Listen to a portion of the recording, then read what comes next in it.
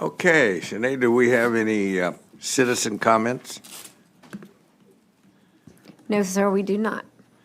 Okay, city operations update. City manager. Thank you, Mayor. Good afternoon, Mayor and Council. We have 3 updates for you. I'd like to ask April to come up first for last month on ICTN. April. Good afternoon, Mayor and Council. April Reiling, Director of Communications, pleased to present the June edition of Last Month on ICTN, which celebrates our new HEB coming into town. We had some fun with World Cup and, of course, coverage of the Irving Connector program.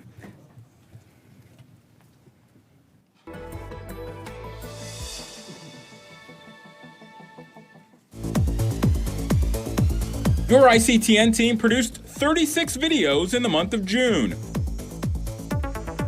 Our commitment isn't just inside the 4 walls. When we commit to a city, we're here as a great citizen to take care of the community.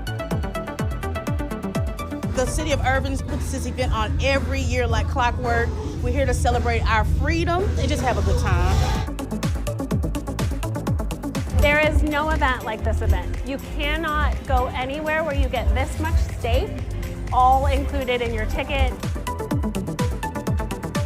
The Lone Star Youth Orchestra has had so many opportunities, including performing Prelude to the Las Colinas Symphony Orchestra. It's just so amazing. Every country is different, but I'm happy that everyone is in general welcome to be here and cheer and celebrate World Cup. Today's match features 2 of the top doggos in the world. Germany's Zeus, a 3-year-old German Shepherd. And from the USA, it's T-Bone, a 1-year-old American Bulldog. You look so grown up and beautiful. Thank you. You look beautifuler. Thank you. I feel like the overall theme would be how powerful the relationships between people can be. Do we want with blood or without blood? There's both in there. We just love horror movies and we love selling and we love supporting the community. When you come and see live theater, you're right there, and we're right with you. And I think you will never get that anywhere else. We're on the connector 225 route here on the Irving connector by Via. It mirrors the old DART 225 route, which is perfect. Stay up to date by subscribing to our YouTube channel at youtube.com/The City of Irving. Thank you. Thank you. All right. Thank you, April. Next, we have an update on our Sparks and Stripes with a recap.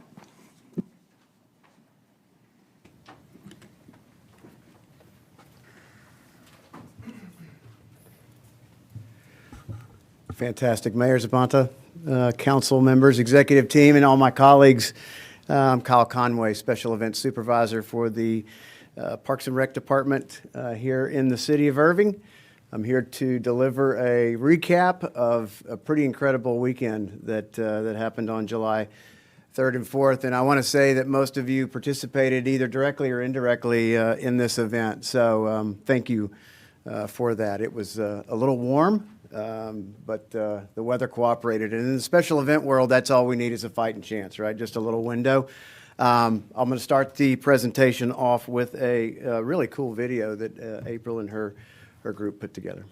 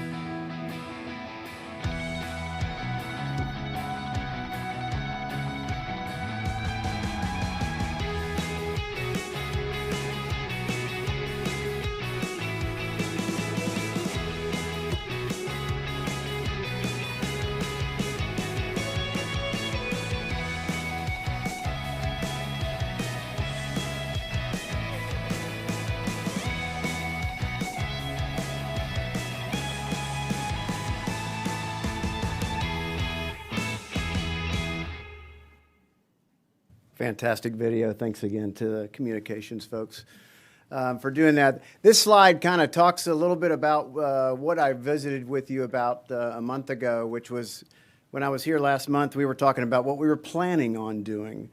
And I'm happy to report that actually what we did plan to do, we did. And some of the highlights obviously are here. This slide has been updated with the actual shots from the drone show, from the pyrotechnics show. But just a real high-level recap, you know, the mayor's video, the national anthem, a perfectly timed flyover, 2 bands, a Texas Music Office presentation, the largest drone show we'd ever done, and then the largest and most complicated fireworks show that we'd ever attempted. And it went off very well. It's a screenshot from this Texas Music Office presentation. I know those of you that were here and mayor and council that participated, thank you for that. It was a little bit loud backstage, but we worked it out. That's Jeannie in the middle. She is from the Texas Music Office in Austin, and we visited with her. I think you all got to visit with her as well. But she said that this was probably the largest presentation of this certificate that the music office had done. And I think there's, I don't know, there's over 50 cities that have done this. But we blew it out here in Irving, which was fantastic. Again, a bit of a recap from last time that what we were planning on doing.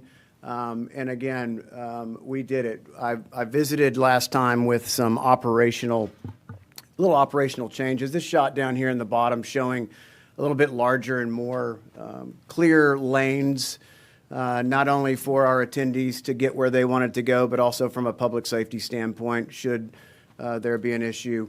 And those maintain themselves for the most part. They did fill in. But obviously, the complimentary bottled water is always a big thing. We don't ever charge for that. We did increase, we doubled the amount of toilets, which came into play. We did some other operational things backstage, and then opening up some of the event grounds a little more than we had in 2025. We felt pretty confident we would need that extra space for attendees, and we were right. As you'll see here shortly, we absolutely, definitely needed all the space that we could. It's a fantastic shot. The one on the left, 6:41 p.m. It was about 97, 98 degrees at that moment in time. We were a tad concerned about, what time people were going to start showing up. But it was incredible. I think the first person came out around 2 o'clock and started setting up umbrellas and tents.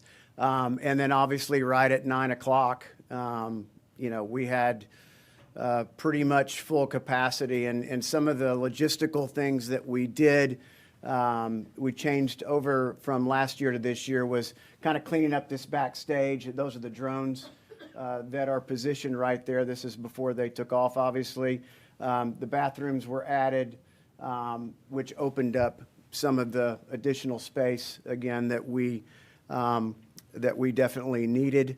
I also want to point out at this point, when you look at a picture like this, you really got to think about the logistics and planning that it took to get, A, those people in, and B, getting them out. And that is a huge undertaking, by our police department, by fire, traffic. We had a lot of Parks and Rec staff that were staffing the parking garages. So it's just it's a monumental undertaking. But again, just really beautiful shots right there. Mayor. Having drones and pyrotechnics going off simultaneously is not something that happens all the time. This is fairly new technology. Needless to say, the communication between the drone company and the fireworks company is absolute paramount. Each one needs to know where the other ones are so that, we don't lose any drones, because those are expensive. And so this shot is a really good example of these two things happening simultaneously. This was new. This was something that we wanted to implement this year. And I think it turned out really well. This was, as we talked about last time, this was a brand new pyrotechnics vendor that we used. We'd never used them before. They had worked with our drone company before, and that's why we went to them. And they did a fantastic job. And again, the two companies worked very well together. Another new thing that I'll point out is the pyrotechnics there that were shot on the promenade. That's never been done before, alongside with the other stuff that's shot out on the barges. And so when you have a drone show, people aren't really ready and looking forward to or see any sort of pyrotechnics coming. And so it provided a really interesting thing to what normally in a drone show is just music. I knew it was coming, and it scared me to death. And so I hope that was the case with y'all as well.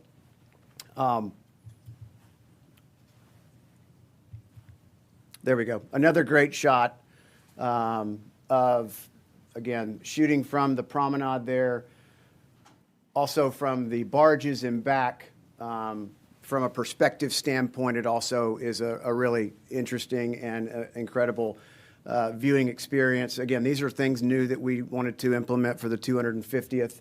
And when you're seeing it, you're not quite sure what you're seeing, but that's how that's accomplished. And again, incredible amount of precision and timing and planning on behalf of our amazing vendors for that. Another amazing shot overhead. I don't know if y'all were able to notice or even paid attention to the amount of people that ring Lake Carolyn. It is staggering. It really is. And so, you know, we plan for our folks being right in the plaza and all of that logistics, but there is so much more that goes into it, especially if these folks, I know I'm sure a lot of them live there, but they're, you know, I'm sure a lot of them also had parties and stuff like that. So it's additional people coming in. Again, another hats off to our fire and PD for getting these folks in and out and getting them safely. Onto the parade. Again, the weather cooperated. It was warm, but it's July 4th, so there you go. It's what we expected, over 50% or 50 parade entries. We kept the route nice and local. Last month went over watermelon and pies that were part of our sponsorship with HEB, and then the ever famous pie eating contest. Talking about police and fire, but obviously this is a truly all hands effort. And everything that goes into an event this large. That is a list of the departments, and I hope we didn't leave anyone off. But again, everybody plays a vital role in this, whether it's indirectly or directly. And I mentioned last time I was here, I've worked with a lot of cities, both as an employee and as a consultant, and most cities don't do it as good as Irving does. So again, hats off to everybody on that. Sponsors are important, but for this event, the right sponsors are even more important. And so we wanted to keep it pretty local here and give a lot of exposure to just a few sponsors as opposed to having a whole bunch of sponsors that just get a very watered down amount of exposure. So those are actual shots from the sky with the Caterpillar logo and the HEB logo, and I've seen a bunch of drone shows, and I've never seen or heard a crowd erupt in applause when a grocery store logo was flying over their heads. But if you remember, that happened, and it's pretty unbelievable. So just as a final note, again, you know, if you see these brands around town, tell them thank you, because they're supporting us. Final slide here. You got 2025 last year on the left, and then 26. So you kind of see the operational and layout tweaks we did if you look backstage on both pictures. Obviously on the left, we opened up that area, added some bathrooms, and you know, it made for just an amazing experience, as we had thought that we would have a larger attendee group. But you know, stuff like this is most people don't pay attention to, and nor should you, because it's boring. But it makes a difference, and you know, when the amount of planning that goes into things, you try your best to anticipate as much as possible what the event is going to need. But you know, with the increased drones and the increased fireworks show, the mayor's video with the national anthem, with the jet flyover, I mean, all of this stuff was just, it was planned, but more importantly, it was executed. And, you know, there's always room for improvement on things like this, especially of this size. But, you know, great vendors, great partners is what makes this happen. But nothing more important than the employees of the city of Irving.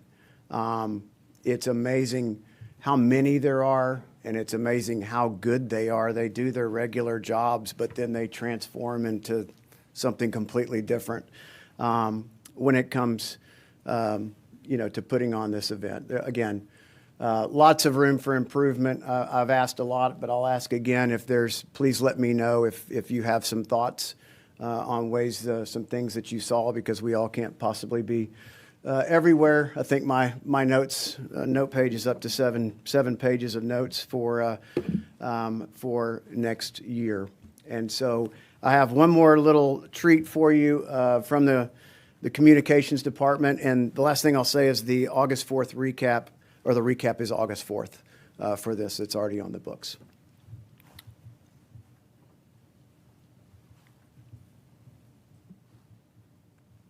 All right, we're going to try this, y'all. Come on. Hey, can you feel it? Come on, y'all. Can you feel it? Irving's very own all-funk radio show had residents and visitors from across North Texas feeling it at one of the most historic Sparks and Stripes ever. Have live music and just, be able to enjoy each other's company.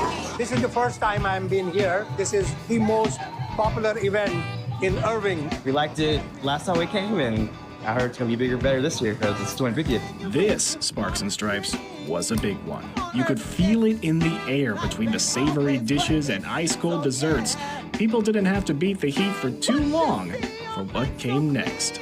I like the airplanes. I hear the airplanes are going to be pretty sweet. There were stars in residents' eyes as the stripes flew across the sky, delivered by decommissioned military jets. We're going to shuffle a little bit. We came to celebrate. Happy birthday, America. Come on, Irving, let's go. And as headliner Coffee Anderson took the stage, it was easy to see 2.5 centuries of American pride on display. What does tonight mean to you? We have an opportunity to continue the American experience. Still being lived out right here. I mean, look at this peaceful celebration, unity, even though we don't all agree politically. I mean, we're just so grateful for the city, the state, and the country. As someone that actually did go in the Marine Corps and I was served for 5 years, it does mean a lot to me. I have never seen a drone show before, so I'm excited for that, and obviously the fireworks. So. And that show came after sundown, as 700 drones and more than 1,600 fireworks shots lit up the night sky. It was a Sparks and Stripes to remember, where the joy of America's today and the hope for America's tomorrow converged right here in Irving. Really hope we focus on the children, because obviously they're the future. 50 years, my daughter's gonna be here, and I probably won't be, but hopefully it's just a better future for our kids, really. We are so proud to be in this time. This is a historical moment for our country and for our city. We are that city. We are the most diverse city in Texas. And guess what? This is about our American dream. For City Source, I'm Nick Long. Great recap. Thank you.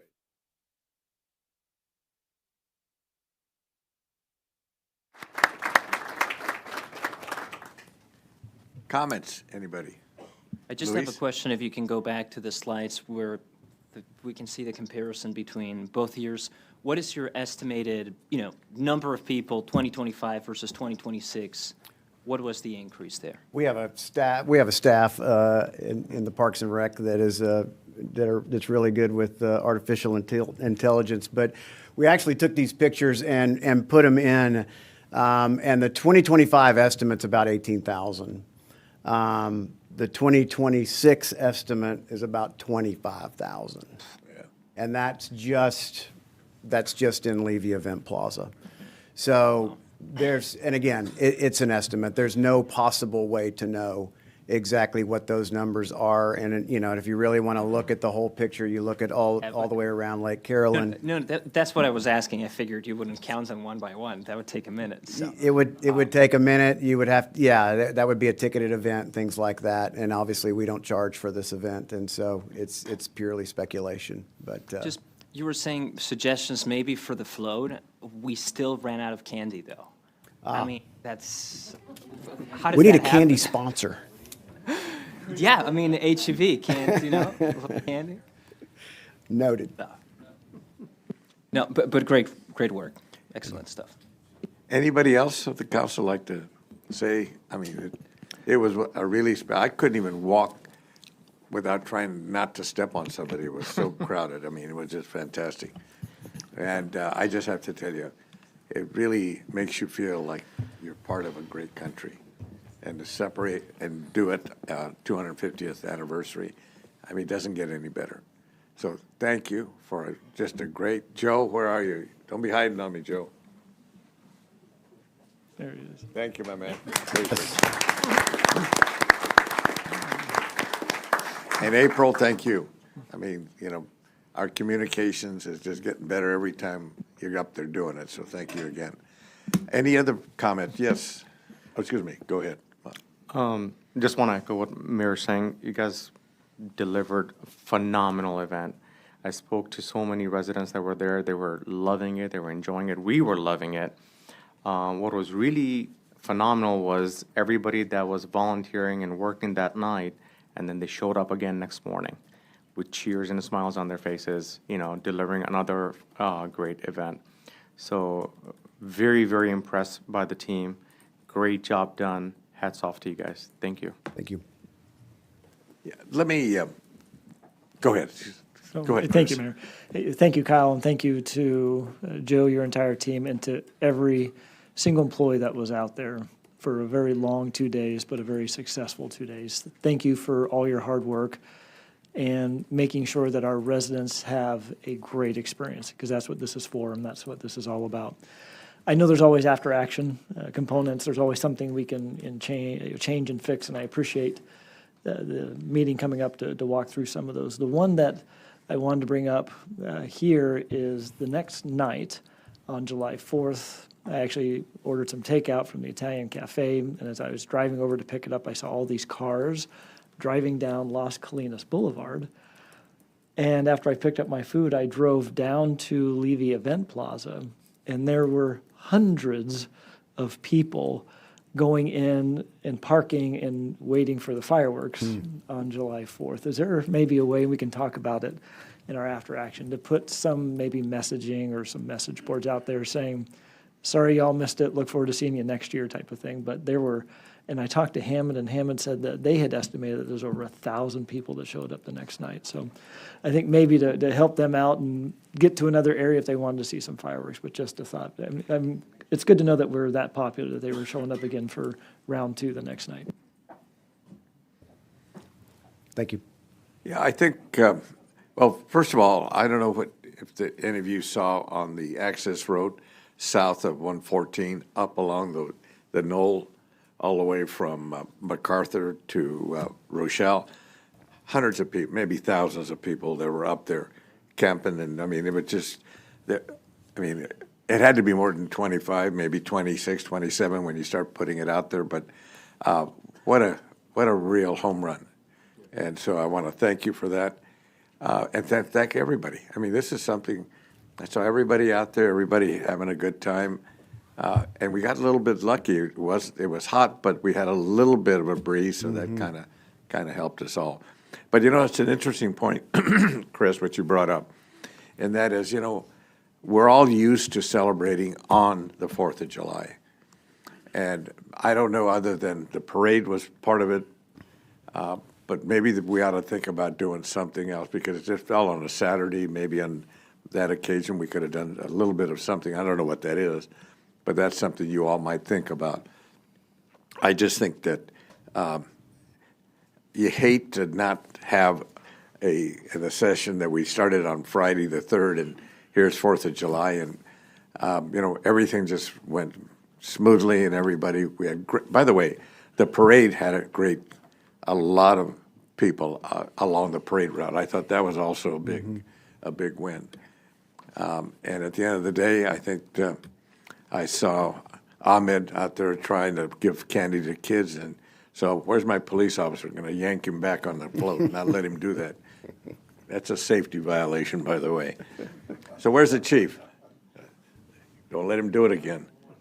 Okay. Other than that, I just want to thank you all Any comments? Anybody from our friends that are here, anybody want to stand up and say something? Okay, well, let me give you some insights that I got from people as I was walking through there. They asked for the first aid tent. And I don't know if we had one, but people are used to looking for a first aid tent. That might be something that we may want to think about so that people can come in, maybe co-located or close to where we have the porta potties, things of that sort. It's just a feedback that I got. And I think that was number one. But at the end of the day, I don't really have anything more to say. Anybody? Shanae, you're quiet. You're smiling.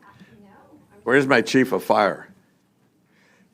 Chief, come on up here. Your guys did a great job. Do you want to say any comments on this?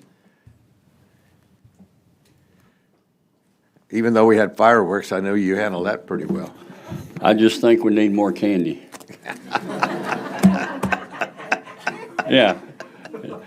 No, it's an amazing show. I've heard a lot of people brag about all the things that were going on. I don't know that the whole Metroplex has gotten word about what Irving's doing, but I think a large majority has, and that's why you're going to see bigger and bigger crowds. I think we addressed 95+% of the concerns at that venue. Joe and his team, excellent job. There's really nothing negative that I can say about the event. It's all positive. So congratulations to the city of Irving, and I look forward to better events as we move forward.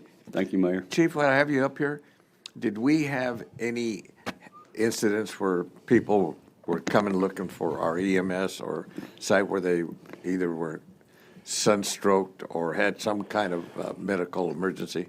Did you all have any? We have a lot of medics roaming throughout the crowd on bikes, e-bikes. We've also got our off-road ambulance out there, and we did have a tent there. I think maybe we need to make it more visible. Something in the air with the cross on it, you know, and let people know that the medical tent's where it's at. But there's always minor injuries and getting overheated and stuff like that. But all in all, it was very successful. I really thought so. Great music.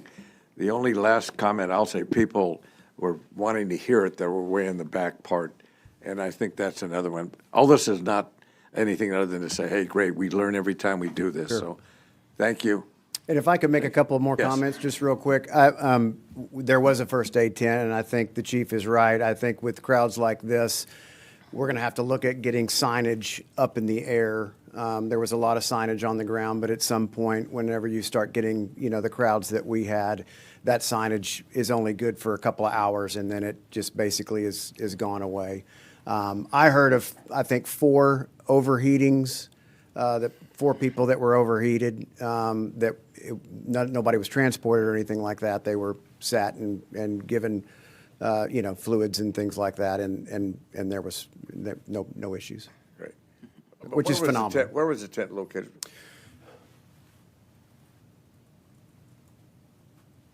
Towards the entrance. Yes, sir. Okay, over in here. It's going to be, yes, over there. Okay. That's where the water was being distributed, the food water, and so around this area is kind of our central command. Okay. All right, Luis, you want the last comment? Just one comment. I mean, you mentioned 25,000 people. That's about, maybe some come from outside the city, but still it's 10% of our total population almost. And that's an incredible achievement. So congratulations on that. And in my view, whenever we organize city events, this is what we should be looking to achieve. Because sometimes it seems like we do events where 40 people attend, and it's always the same 40 people, and it's like, okay, what is the value for the residents here if it's always the same small networks that show up to them? This is incredible. This is exactly something that also helps build the identity of Irving. And a pride in our city. So congratulations, thank you for that, and I hope we can do not just July 4th, but maybe some more things like this. This is definitely worth it. Great. We look forward to you helping with finding a sponsor or two. How's that? Okay. Thank you, everybody. Appreciate it very much. Okay. Next, I think we've got Texas Municipal Courts.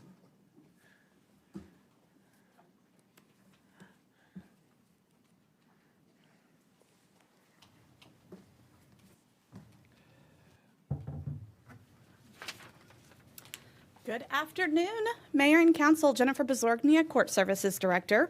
This afternoon, I have the privilege of recognizing someone whose leadership reflects not only excellence in the judiciary, but also the City of Irving's deep commitment to public service. Earlier this month, our presiding judge, Michael Acuna, was named the 2026 Jurist of the Year by the Texas Municipal Courts Association.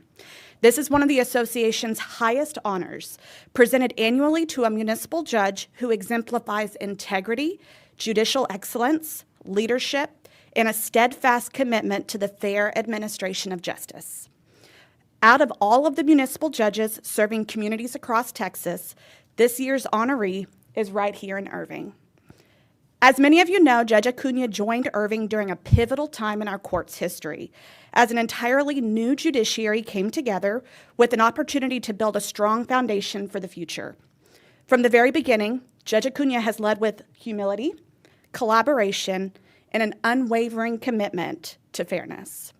He understands that every case represents a person and that every interaction with the court is an opportunity to strengthen public trust.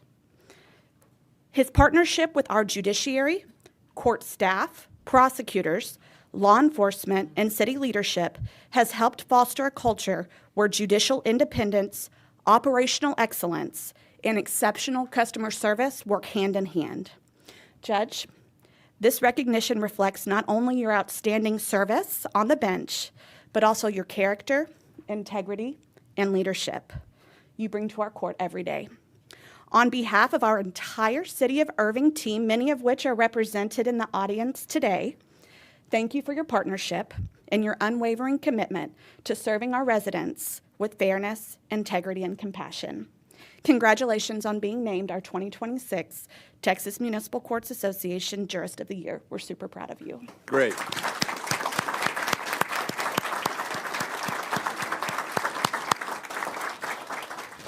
Good afternoon, Mayor Saponte, honorable members of the council.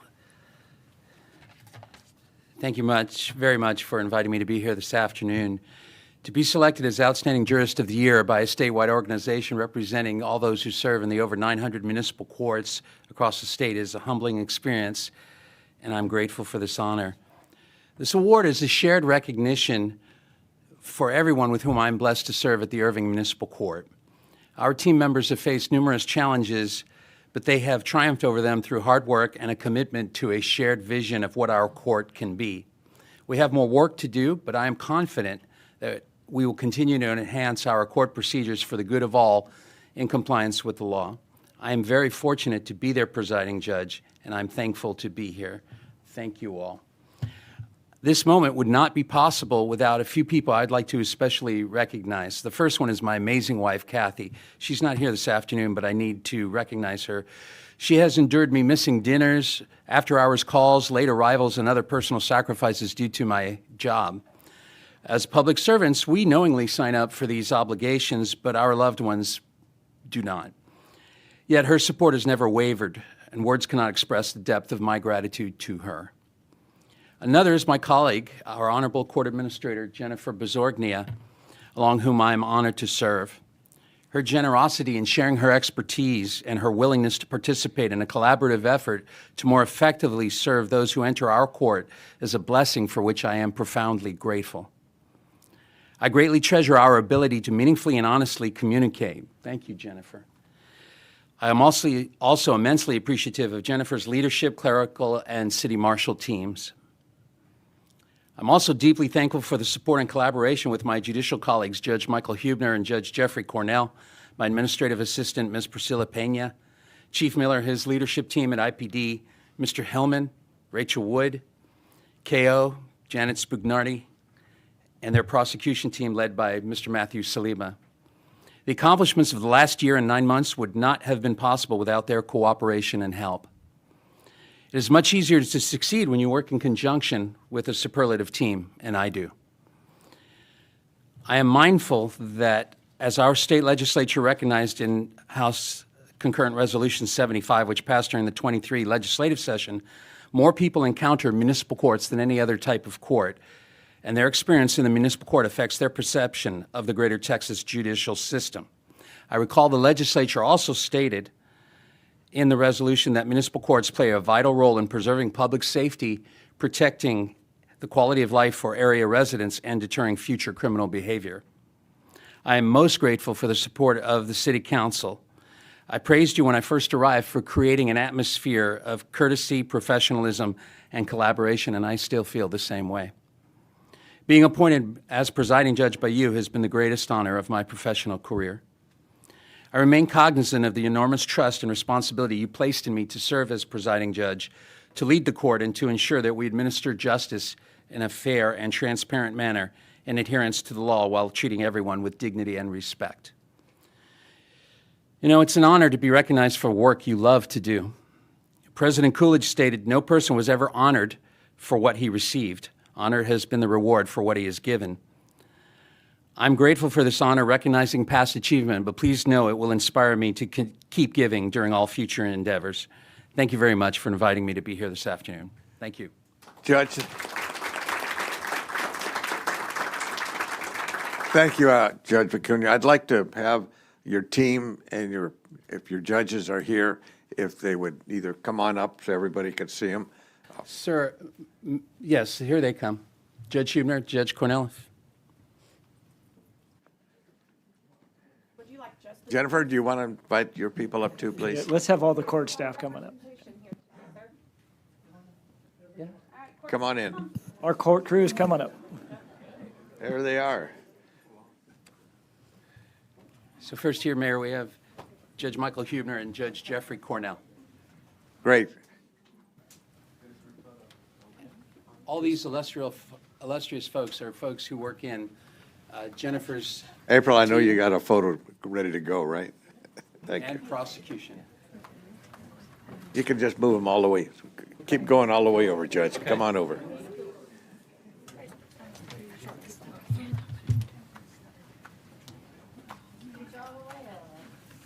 There's a lot of them. Four people in front. We're going to have a stack. Thank you so much for coming. Getting in the back. If you're tall, if you don't mind getting in the back, we'll need 2 rows of y'all, perhaps 3 rows.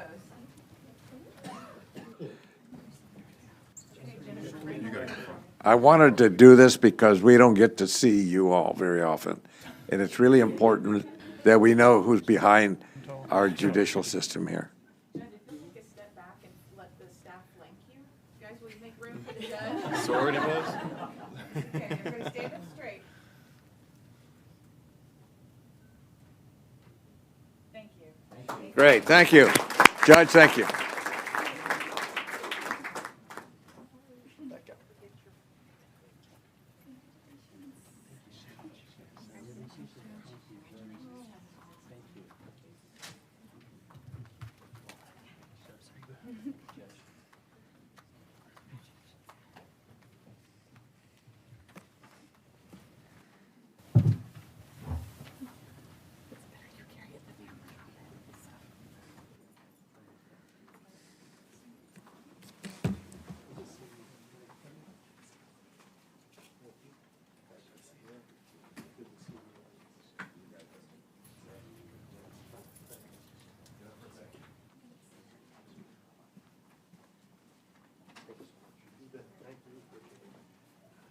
Hey, Mark.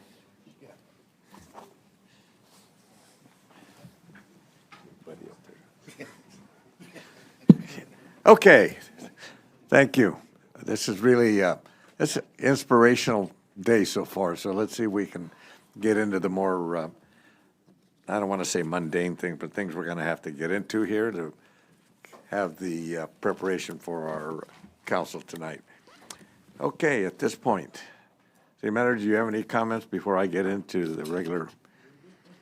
Okay. At this point,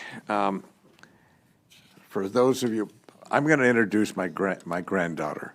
Okay, so she's my oldest granddaughter. She's over there with Ko and Janet. Thank you, Samantha Brockett. And she's now a sophomore at University Texas A&M. And she's, you know, I may have to talk to her a little bit more because she wants to be a lawyer, so she's doing pre-law, so I put her over there with our pros, and so either you really got her going, or I'm not sure what's going to come out of it, but thank you very much for doing that. And so she wanted to see what we were all about. Well, here it is. Okay. We're going to be going into, there's no city operations update at this point. Yep, okay, thank you. Item number 2, public hearing to gather input on the 2026-2027 annual action plan submission for the use of federal funds from the United States Department of Housing and Urban Development. Administrative comments. Do we have any? We do have a brief presentation. Okay. We're ready. Who's going to do this? Lisa? Okay.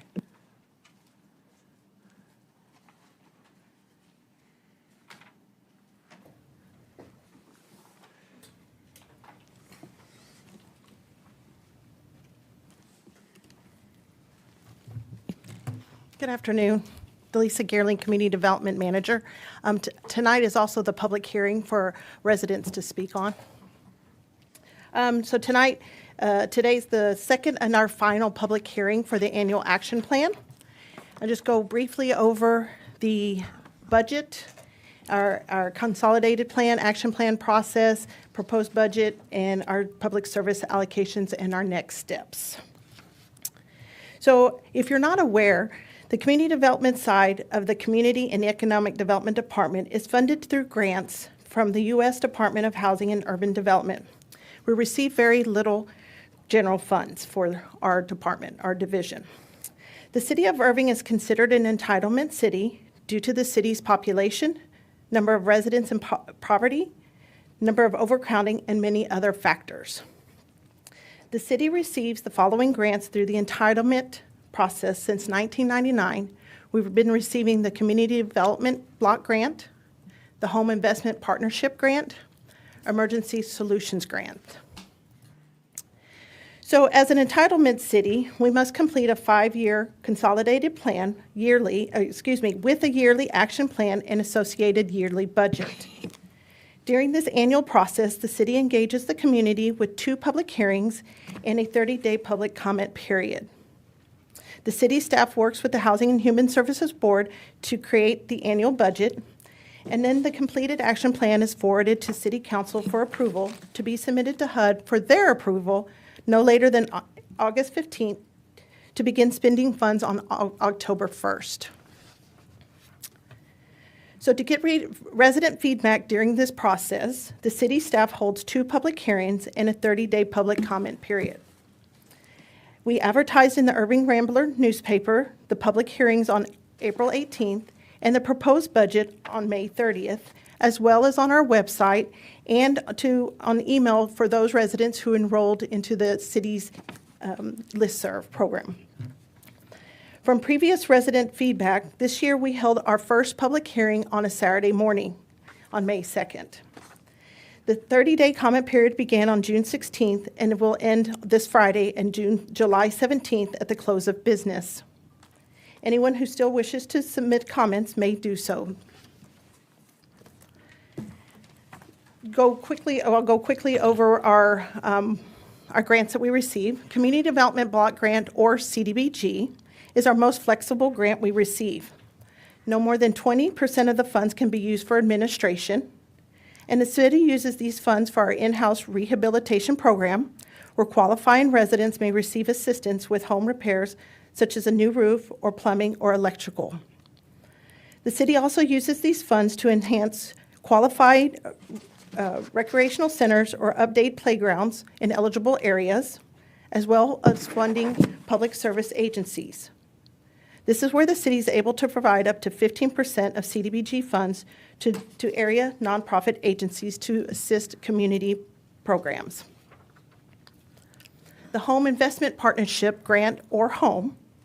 This grant provides decent and affordable housing for low to moderate income households. No more than 10% of funds can go to administration. The city uses these funds for our down payment assistance program for first-time qualified home buyers and for the creation of affordable housing, as well as we partner with the Community Housing Development Organizations, or CHODOs, to rehabilitate or construct affordable housing for our community. The ESG, or Emergency Solution Grant, this is our most restricted fund as well as our smallest grant. No more than 7.5% can go to administration. The city focused these funds on our rapid rehousing program. This program rapidly rehouses homeless individuals and families into apartment and assists with rent for up to 1 year. So for the upcoming fiscal year, the city will receive approximately $3.2 million in the funds for all three of these grants together. As you can see, there was a slight increase in these grants from last year. HUD notifies the city annually of our funding amounts so that we can set our budget through the annual action plan process. Funding amounts can vary from year to year, so we have to be flexible because the community development side of the department depends on these funds for the program and staffing cost. Since we depend on these funds, programs offered and staff time are restricted to the eligible activities that HUD allows, and those eligible activities we describe in our annual action plan. This is our proposed budget for this coming year. In CDBG, we would use these funds for administration, home rehabilitation, public services, the repayment of the Section 108 loan, public facilities, housing services, and site development. In home, we'd be using these funds for administration, the Choto Reserve, and the creation of affordable housing, which does include down payment and the creation of affordable housing. In ESG, we'd be using these funds for administration and rapid rehousing cost. As I mentioned before, we can provide up to 15% of CDBG funds for our area nonprofit providers in the Irving community. This is a competitive process where the city solicitates applications and the applicants interview with the Housing and Human Services Board, and then the board determines the allocations to be included in the recommended budget. At the last night's Housing and Human Services Board meeting, the board did approve the action plan and the associated budget to be presented to City Council for final approval at next council meeting. The recommendations were to include these three agencies: Irving Cares, the Visiting Nurses Association, and My Possibilities. So our next step, once the public comment period concludes, staff will finalize the action plan and present at the council on July 30th, and then we will present the plan and submit it to HUD before August 15th for their approval. And there is still time for public comments. We have till Friday to close of business to be submitted to Patty Danko at pdanko@irvingtx.gov. And you can find the full document at our website under the Publication and Reports webpage under the Action Plan tab. Any questions? Okay. Councilman Dennis? Yeah, I got several questions and also a request, and probably won't happen again, but would you please not have a public hearing on the day of an election? Because the public hearing that you had, the first one happened on May 2nd, the day of the election, that morning, which is probably why you got no comments. So just kind of keep that in mind as we plan these type of events. Not a criticism, just a concern, just so you know. The 2025 action plan, as it relates to the home ARP, $2 million. Is it a non-congregant shelter or domestic violence shelter? Which one of those is on the 2025 plan for that money? I'm not. I'd have to go back and look at the 2025 one. Because it was my understanding that the 2025 plan, that $2 million is still for a non-congregant shelter. So I assume in the 2026 plan, that's being changed to go to the domestic violence shelter. It should be, so on this action plan, it only goes over those three grants. For the home ARP, we have a separate allocation plan for that one. Right, understand that, but it's part of your action plan. They're two separate documents. Not in this one. So in the action plan, we have to ask or answer certain questions of how we're addressing homelessness. So there is Right. made reference to the home ARP Right. allocation. Right. We did update this year's action plan to reflect that the non-congregate shelter is going to be limited to the DV, per the direction of council. Last year, I don't believe at that time we had updated it, and it still had it as just the non-congregate shelter at that time is what, as the acquisition, it wasn't updated there. To answer your question. So that means that as of this very moment, that $2 million can be used to go toward a non-congregate shelter, not a domestic violence shelter. So, two things. It's going towards a non-congregate shelter. Right. And how that money is administered is per the home ARP plan. We Right. only make inclusion of it in this plan just to show all efforts that are happening. So Right. this document doesn't dictate how the home ARP dollars are used. We're just showing all efforts. What dictates the home ARP dollars is the home ARP plan. We do need to update our home ARP plan to say that we are now limiting our non-congregate shelter to serve the DV population. We have not gone through that substantial amendment yet due to the timing of conversations that we've had regarding ensuring we have funding to build it. So that is a step that we do need to take on updating the home ARP plan. But as of right now, the home ARP has $2 million going towards a non-congregate shelter.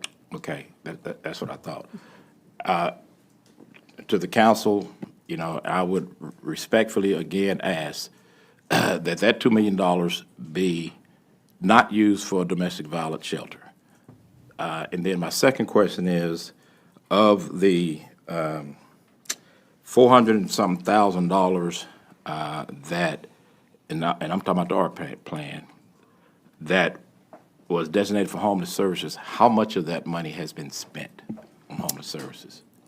We have had that on hold as we've worked through what we were going to do with the shelter. And now that that's moving, that will be in the works to start distributing. So $0 of the 400 have been distributed or allocated or awarded. We have not. We have to go out for RFP for those dollars. Same as we do with like our public services. Nonprofits will have to apply to utilize those dollars. And so does the nonprofits know that there's $400 and some thousand available that they could apply for? We've talked about it in the home ARP. We haven't been talking about it as much that it's there available because we have not released a solicitation for those dollars yet. And we was given this money when? In 21. So we was given this home ARP money in 2021, and here it's 2026, and we still haven't done anything with it. No, sir, our focus has been on the shelter since there was a lot of discussion of what to do with the non-congregate shelter, and that's trying to develop that and ensuring we had the funds for that. So those were put on hold because capacity was going towards the development of the shelter. Right, but I'm talking about the 400,000, not the 2 million. I understand. From a staffing and administering those dollars, our focus and priority was trying to move the shelter forward since that has to be open by September 30th of 2030. So we need to make sure we get it out and get it built. So that's where the conversation has lied, and we have not taken those dollars out. Okay, and then it's my understanding that we're not going to make a decision on the domestic violence shelter till August of 2027. Is that correct? No, we have an RFQ that's out right now for architectural design services to help evaluate which site or construction type, and then an RFP is out right now to select an operator for the domestic violence shelter. So those should be awarded later this fall and help us continue to move towards the decision that's now in the works is it going to be a rehab or a new construction is really where we're at. It was my understanding from a previous presentation that we were given a no-go date in August of 2027 from the two vendors that responded to the RFI. Did I miss something? Our no-go date is going to be based upon how our feasibility is. I can't recall if it was in August 27th, but we're trying to target 27 of next year being probably the spring, early summer, from the results on what the architect can tell us on cost feasibility. Well, it was my understanding from that presentation that it was based on whether those two organizations could raise the funding that they needed to be able to operate. My understanding was they was gonna go out and they was gonna spend this year, whatever, raising the funds to see if they could actually operate a domestic violence shelter in our city. And then we was gonna decide, whether it's gonna be a go or no-go.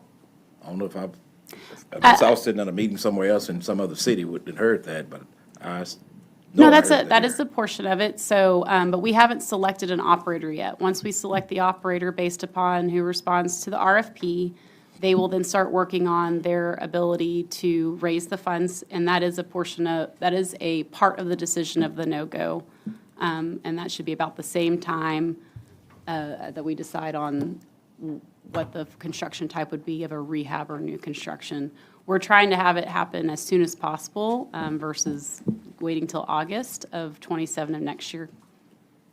Okay, well, I'll keep asking about this $2 million in this other homeless money because there's a greater need for homeless sheltering than a domestic violence shelter construction based on the data in our city of the homeless we have.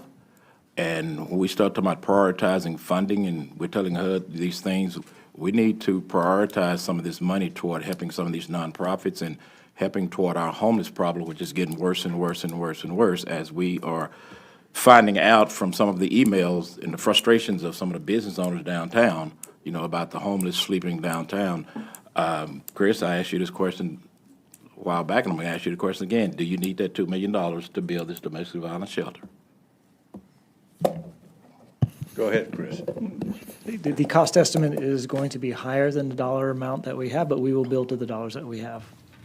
What about any conversation about trying to actually acquire a facility to, instead of building one, acquiring one to have a domestic violence shelter? That is a discussion that Imelda had referenced, as opposed to acquiring. Would there be a building that the city currently has, or do we need to build a new one? So that's what the current analysis is going through. And that's when the determination will be made, whether we do a rehab or a new construction. Okay. Well, I'll shut up. I think we need to prioritize that home art money, not for domestic violence shelter, but for homeless services in our city, because it is more of a priority need than a domestic violence shelter. I'm not saying that you don't need a domestic violence shelter, because we discovered last week when the police brought someone over to the day center who was fleeing domestic violence,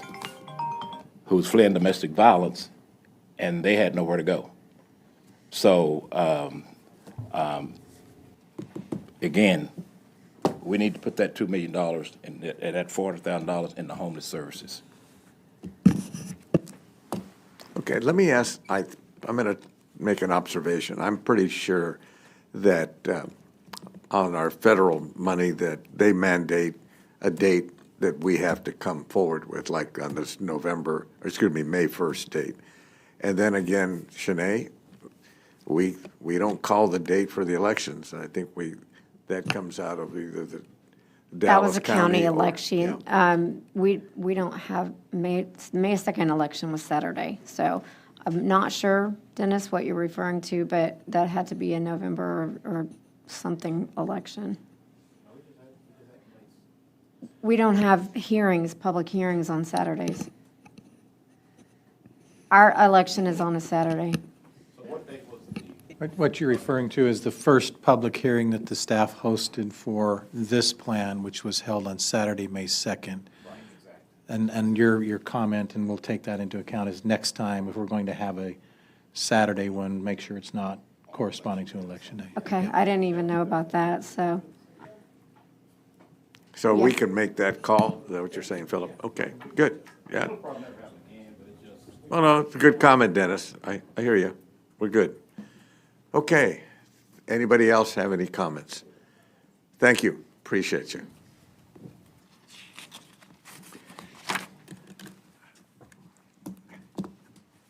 We're now going to move into the consent agenda. Item 3, 4, and 5 are approving the minutes for special meeting June 23rd, 2026, work session minutes on June 25, 2022, and the regular meeting minutes Thursday, June 25, 2026. Item number 4 is item number 6 is resolution approving the City of Irving's legislative program for the 90th Texas legislative session. Any comments at this point, either from you, Chris, or Mark? Staff has a presentation if the council would like to see one. Okay.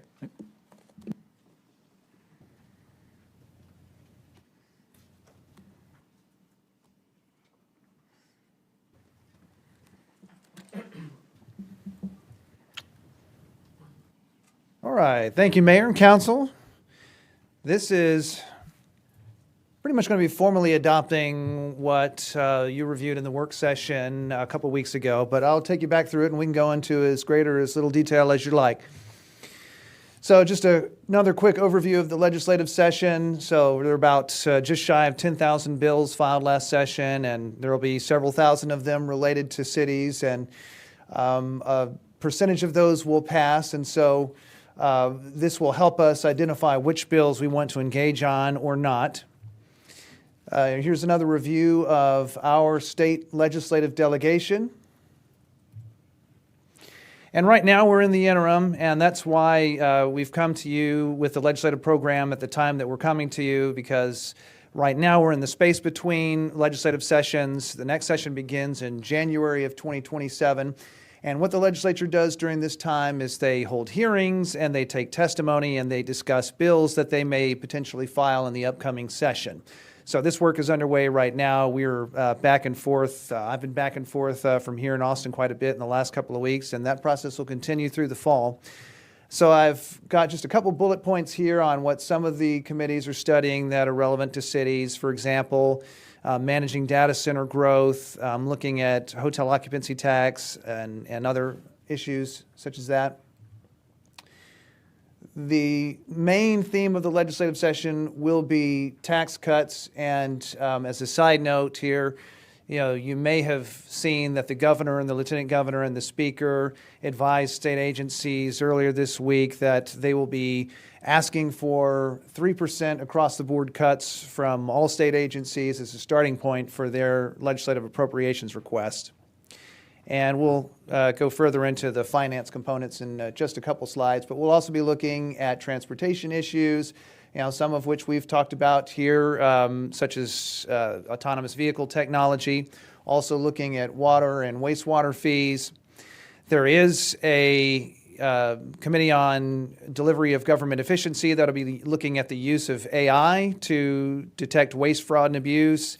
Land and Resource Management Committee is actually meeting on Monday, and they will be discussing Senate Bill 840, which has to do with multifamily housing, as well as third-party review of building plans and third-party inspections, which we're interested in that as well, and we'll be looking forward to submitting some testimony on that.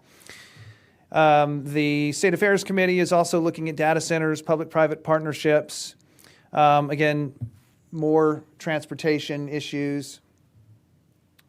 And then Ways and Means, we'll be discussing property tax relief. And again, this kind of ties back to, right now, the 3% cut advisory that we've gotten from leadership reflects a sort of how they're viewing the appropriations environment that we're heading into in the next legislative session. And here's where I'll mention that maintaining our existing property tax relief that has been passed over previous sessions is going to cost us about $50 billion in the next biennium out of a budget that'll be around $150 billion in state funds. So you can see where there is the potential for some cuts that need to be made, or some streamlining or belt tightening as we go into the session. And then there's a new committee on governmental oversight. It's a select committee, and that committee is being tasked with looking at preemption and field preemption. In particular, in the last interim hearing that they just held last month, they discussed expanding the field preemption to cover the election code and the penal code. Again, just kind of digging into the various municipal finance proposals, the governor is talking about an expenditures cap, keeping that to the lesser of population and inflation, or 3.5%, and that would apply to local governments. Also requiring 2/3 supermajority approval for any tax increases. And recall the way that tax increases are defined in statute doesn't necessarily mean raising the tax rate. Could include keeping the tax rate the same or lowering the tax rate. The lieutenant governor has a proposal that he has dubbed Operation Double Nickel, which primarily consists of lowering the eligibility threshold for the homestead exemption, the senior homestead exemption, from age 65 to age 55. And he has also suggested raising the exemption amounts. And I think I mentioned this in the last presentation, but I draw your attention to that bottom bullet there. And this is a direct quote from the Lieutenant Governor's press conference in discussing his plan, eliminating all property taxes, and that would be city, county, school district, would raise sales tax to about 25 to 26 cents to offset. There are a couple slides in here just on some recent announcements that have come from the government with regard to data centers. The governor has asked to require PUC to tell data centers they have to fully fund the cost of electric infrastructure and take some additional safeguards to ensure that residential and small business ratepayers don't see their rates increase as a result of more data centers coming online and demanding more power. And the governor's also indicated he'd like to see a few different bills passed during the legislative session coming up that would address data centers, including requiring some water-efficient cooling systems, some accuracy in data reporting on electricity and water usage. And he also wants to take a look at tax incentives and other local control measures. So the timeline, again, this is why this is all relevant right now. So interim hearings are going on right now, and this is the time when the legislature is having discussions about how to frame these issues and look at them and consider what legislation they may be interested in filing in the upcoming session. November 3rd, Election Day, then the very next week we will open for pre-filing, which means that legislators can begin filing their bills for the legislative session. Then all of these committees that have met over the summer and the fall will have to deliver their interim reports with findings and recommendations by December 31st. And then January 11th, our new comptroller, our acting comptroller, Huffines, will be presenting the biennial revenue estimate, which lets legislators know how much money they have to work with under statute and under the constitutional rules. And then on the 12th, the 90th Texas Legislature will convene and we'll be off to the races. So the agenda, the primary purpose that this serves is it is a playbook. It lets staff know which issues are important to the city and how to position ourselves on those issues. It is also a document that tells our values, what's important to us as a community, and it tells the story of who we are, where our priorities lie. In putting this together, I want to thank everybody that helped us and provided input on this. We got some great input from staff, from residents, from peer groups. This is a photo of the Irving ambassadors that did some great work in going through our agenda and helping us prioritize things. So this has really been a collaborative community process. And then we have the vision here, and I can read it. And it's the city of Irving prides itself on providing a safe, vibrant community where people choose to live, work, visit, and invest. We believe in the rights of local communities to advocate for their interests. We support state policies that empower communities to improve quality of life, attract economic opportunities, and sustain the services and infrastructure that fuel growth and prosperity. And that's sort of the preamble that puts this all into context. Then we break up the agenda into four main categories. Category 1, support sustainable tax relief. And the key word there is being sustainable. We want to make sure that we can continue to deliver year after year. Protect public safety and quality of life. Strengthen collaborative development. And invest in local infrastructure. So looking at that first bucket, what that means, and this language describes what it means when we're talking about sustainable tax relief. It says preserve tax relief passed by the Texas legislature while exploring sustainable options for local communities to offer additional relief, such as increasing the optional homestead exemption, ensure that tax relief proposals account for the service demands of individual communities, and preserve the ability of cities to fund public safety, infrastructure, and city services, avoid arbitrary constraints that could impact the city's ability to meet residents' service demands. And in the second category, we're talking about public safety, quality of life. They're both interrelated. Support legislation that enhances public safety and emergency response capabilities, including support for personnel recruitment and retention, equipment, public safety infrastructure, and municipal courts. Support tools that strengthen the ability of communities to address homelessness while preserving flexibility in local decision-making. Support policies that reduce barriers to employment and strengthen workforce recruitment and retention. Support resources for high-demand municipal services that enhance residents' quality of life, including parks, libraries, recreation, cultural arts, and other community amenities. In the third category, strengthen collaborative development, and this is focusing on economic development in collaboration with the community being involved, expand economic development tools such as project financing zones and economic development agreements that allow communities to support growth while reducing reliance on residential property taxes, support state investment in travel and tourism programs, repeal arbitrary by-right development mandates, and preserve the ability of residents to ensure neighborhood cohesiveness and guide development through local zoning, land use, and municipal codes. And then finally, invest in local infrastructure. Support expanded state investment in water, drainage, and transportation infrastructure while preserving local planning and decision-making. Support funding opportunities for the construction, maintenance, and improvement of local streets, sidewalks, and trails. Support modernizing the Dallas area rapid transit governance structure and improving data transparency.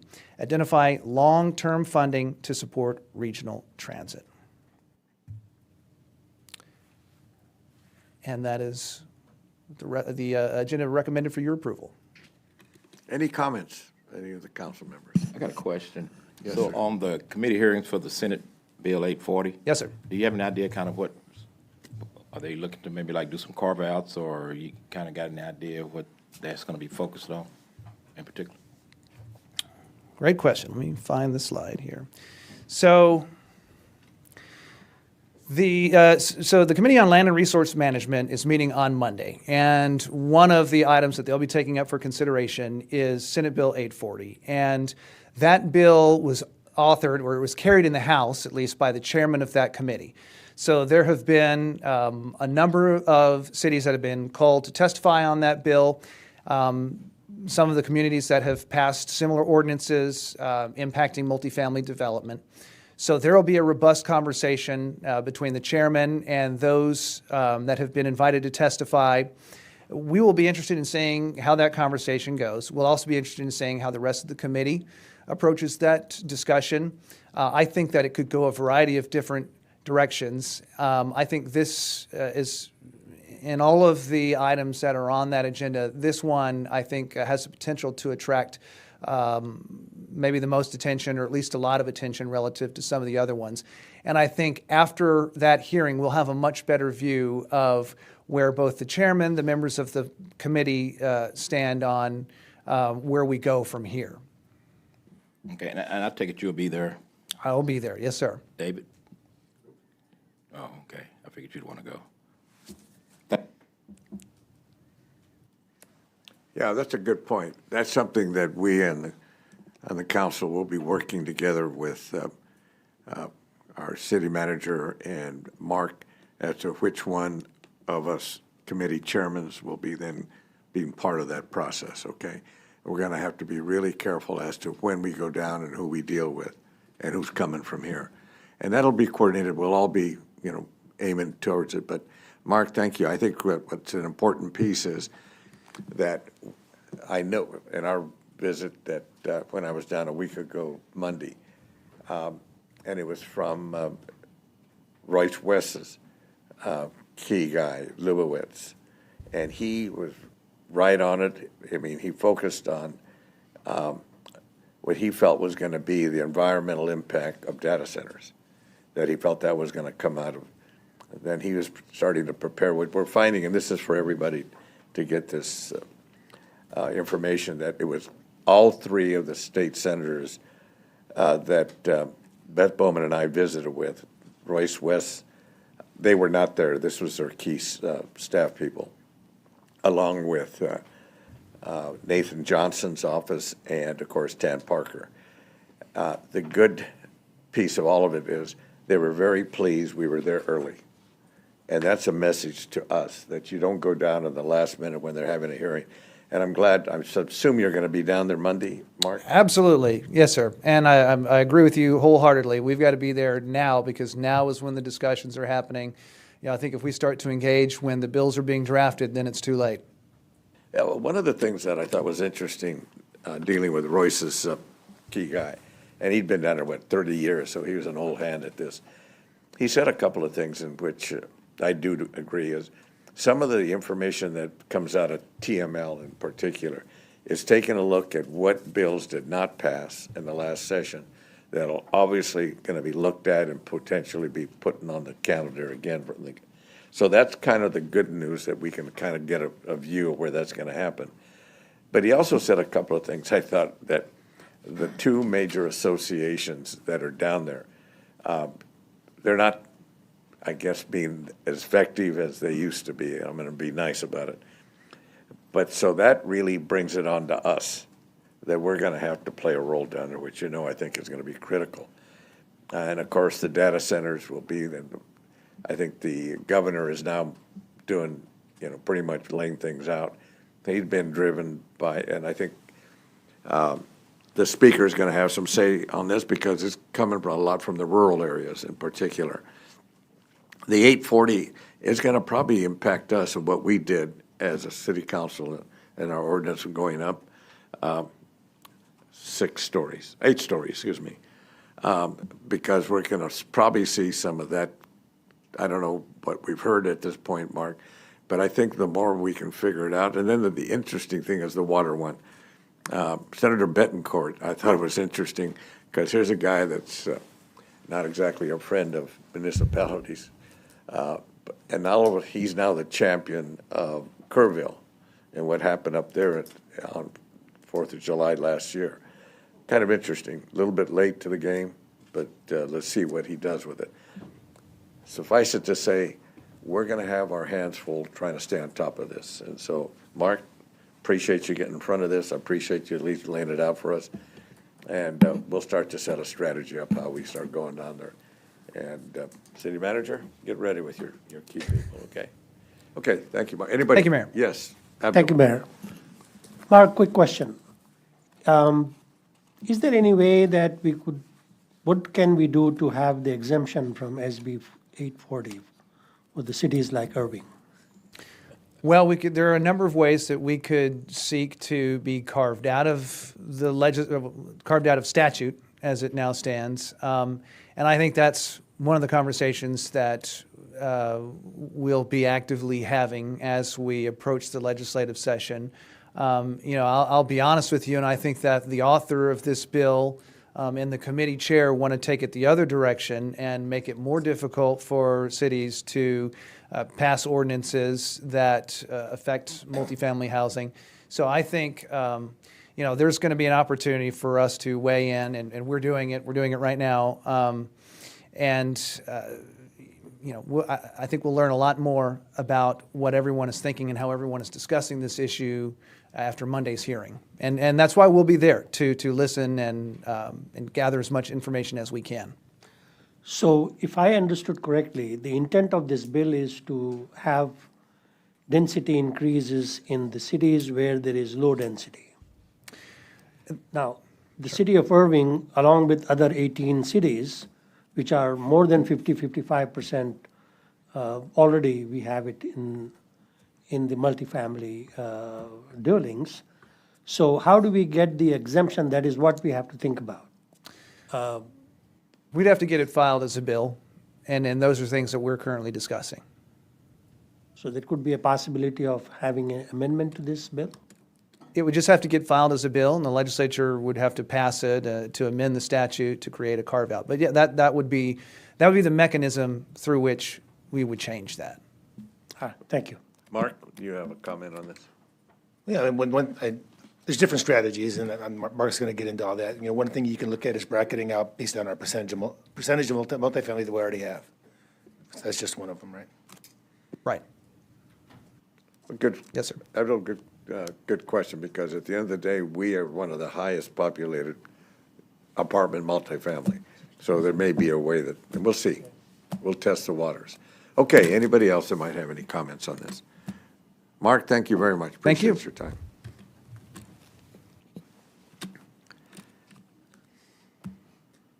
Okay, at this time, I'm moving on to the rest of the consent agenda. Item number 7, resolution approving the interlocal agreement with the City of Dallas for Internet Crimes Against Children Task Force Grant. Item number 8, resolution approving the project-specific agreement to the master agreement between the City of Irving and Dallas County, Texas, for transportation improvements for the Valley View Lane Payment Project, MCIP Project 40711.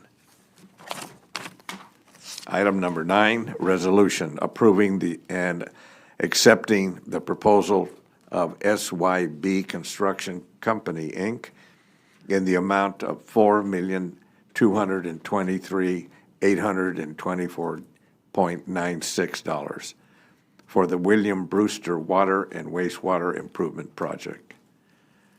Item number 10, resolution approving the sales contract with Bayshore Group, Inc., in the amount of $400,000 for the access, drainage, and electric easement both on 2206 Ferguson Court and at 119 Ferguson Court, and a temporary construction license of 2400 North Story Road for the North Delaware Creek Channel Improvement Project.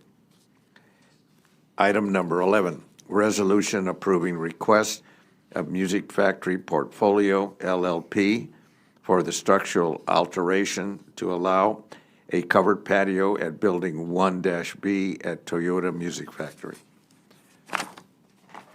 Item number 12, resolution 2026-152-PL, final plat Delaware Phase 3 addition, approximately 9.3 acres, 500 West 6th Street, 271 and 722 Rindai Street, and 712 and 718 and 802 Hilltop Drive. Item number. Oh, Mayor. Yes. Do you have a quick presentation on this one, Chris, or? Just a couple slides, just to give us an update on. Thank you, Mayor. Yeah, of course.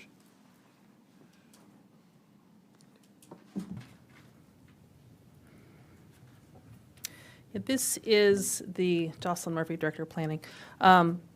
This is the plat to kind of complete the whole process of the development agreement that we've been working on for years, the rezoning, and so they have to send the plat to the City Council for approval since there are private streets. If they were public streets, they would have stopped at the Planning and Zoning Commission. So that's why you're seeing it today, is they have Muse streets in here where they're facing the green, but their access will be on private streets. Okay, thank you. Okay. Any other comments?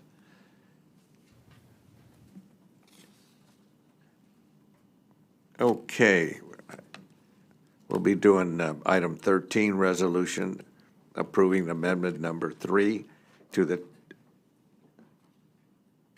telecommunications license agreement between the City of Irving and 222 WLC owner LP. Item number 14, approving sole source purchases in the amount of $132,767.82 with commercial electronics for replacement of the city 911 and land mobile radio, LMR, recording system. That concludes that portion. Now we'll move on to bids and purchasing items. Item number 15, resolution approving the agreement between the City of Irving and the Hartford in the total estimated amount of $997,000 for a 3-year contract for life insurance for City of Irving employees.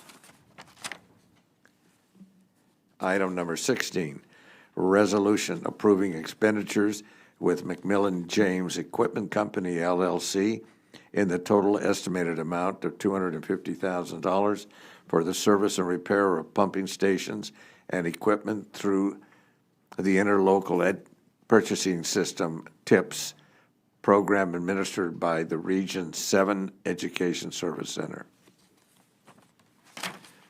Item number 17, a resolution approving and accepting the bid for North Star Elite Services, LLC, in the total estimated amount of $1,300,000 for landscape services, JOC, for a 2-year period.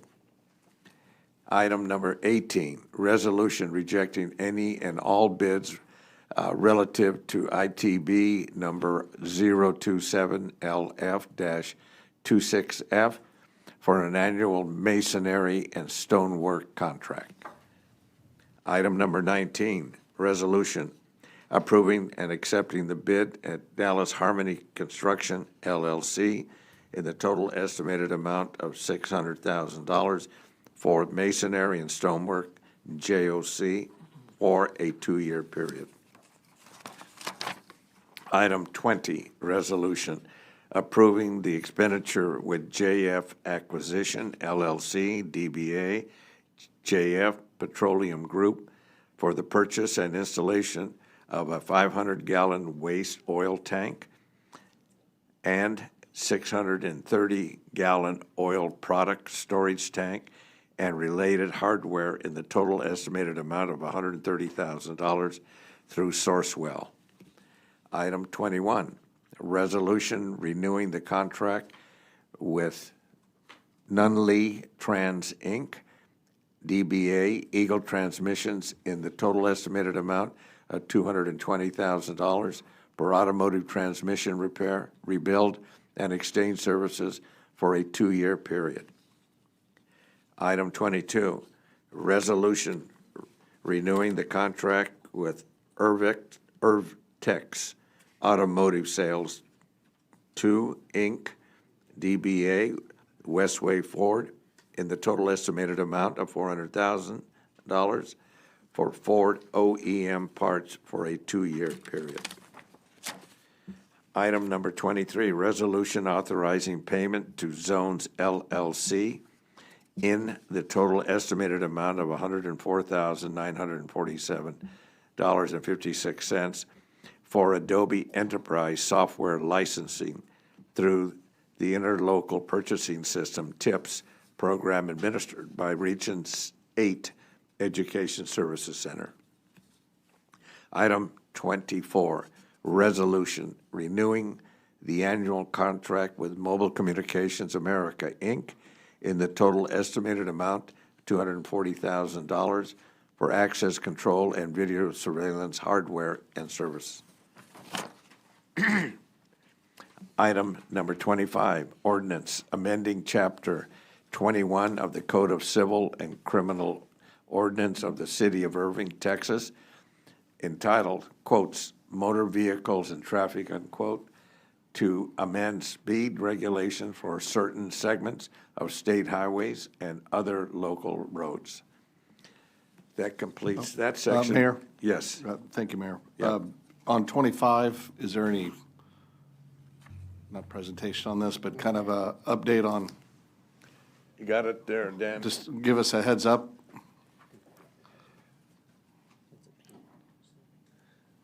This isn't the pink color, is it? The reflection? This is relative to 161 and some Right. of the speed limits over there. Dan Vigil, Traffic and Transportation. Now, what we're doing here is the court had found where there's some inconsistencies. We're cleaning up ordinances.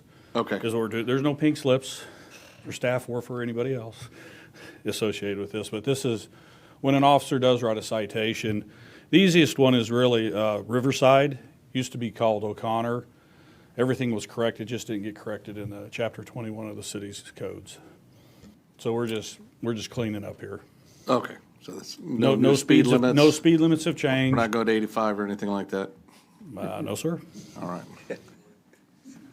Thank There. you. Okay. They're doing it anyway, what the? Thank you. Thank you, Dan.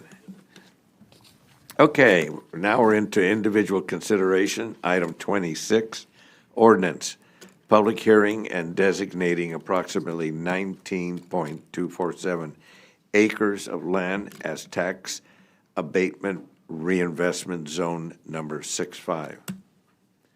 Any comments from anybody on this one? Number 27, resolution approving a tax abatement agreement between the City of Irving and NVIDIA Corporation in an amount dependent upon annual qualifications. And that completes individual considerations. We're now moving into zoning cases and companion items. Jocelyn. I'm back. All right. Again, Jocelyn Murphy, Director of Planning. We just have 4 cases tonight, 3 of which are actually postponed cases. So I'll let you know kind of what we have heard and let other staff give input if they would like to. So the first 2 cases are the comprehensive plan and the zoning case for what we refer to as the Tesla case. So it's 4203 West Royal.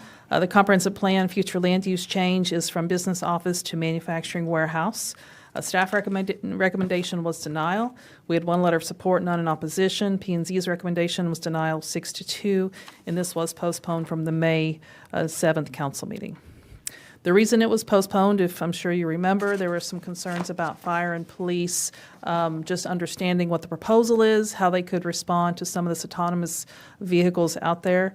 You have in your packet, I believe it's under the zoning case, a letter from both the fire and police departments. So I'll run through my presentation, and I'm sure they're more than happy to come up and comment on those letters. Here's the location here in Freeport. It's on Horizon Way in Royal. This area has been redeveloped. It was originally an office building, has been redeveloped into 3 industrial buildings. So the future land use, sorry, let me go back, is currently a business office. When we went through in 2023, we looked at the future land use of this area, and it was decided to keep this as business office because the office uses were predominant at that time. Again, here's kind of our thought process in 2023. These were the existing zoning districts in the area. In kind of a comparison of the freeway zoning and the ML20A and the uses that are allowed in those areas, both of these allow the manufacturing, the warehousing, and offices.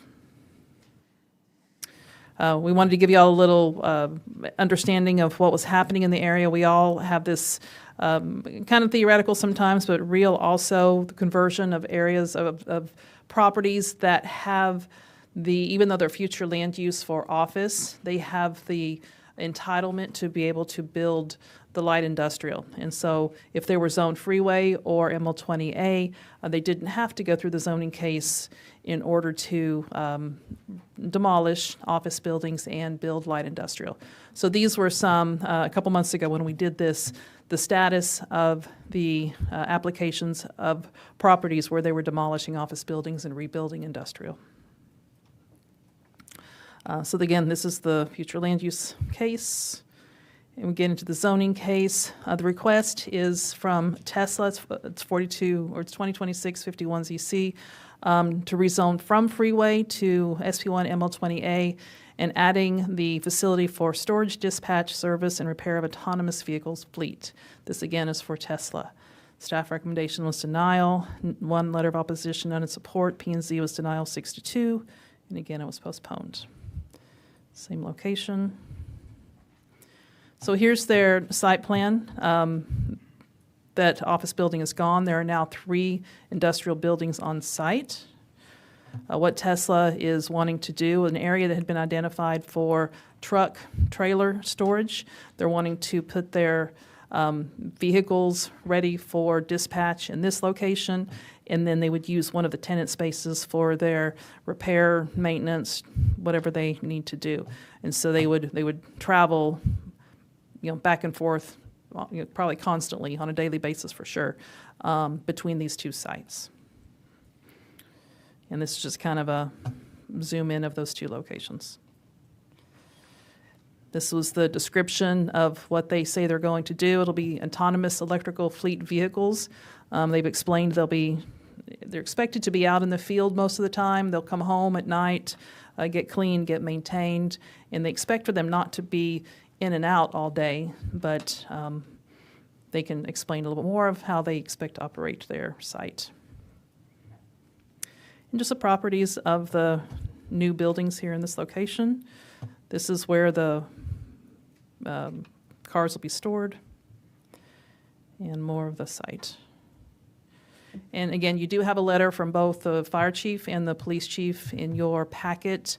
I don't want to speak for the chiefs, so I'll let them explain kind of what discussions have been held. Okay, thank you. Chief Conley.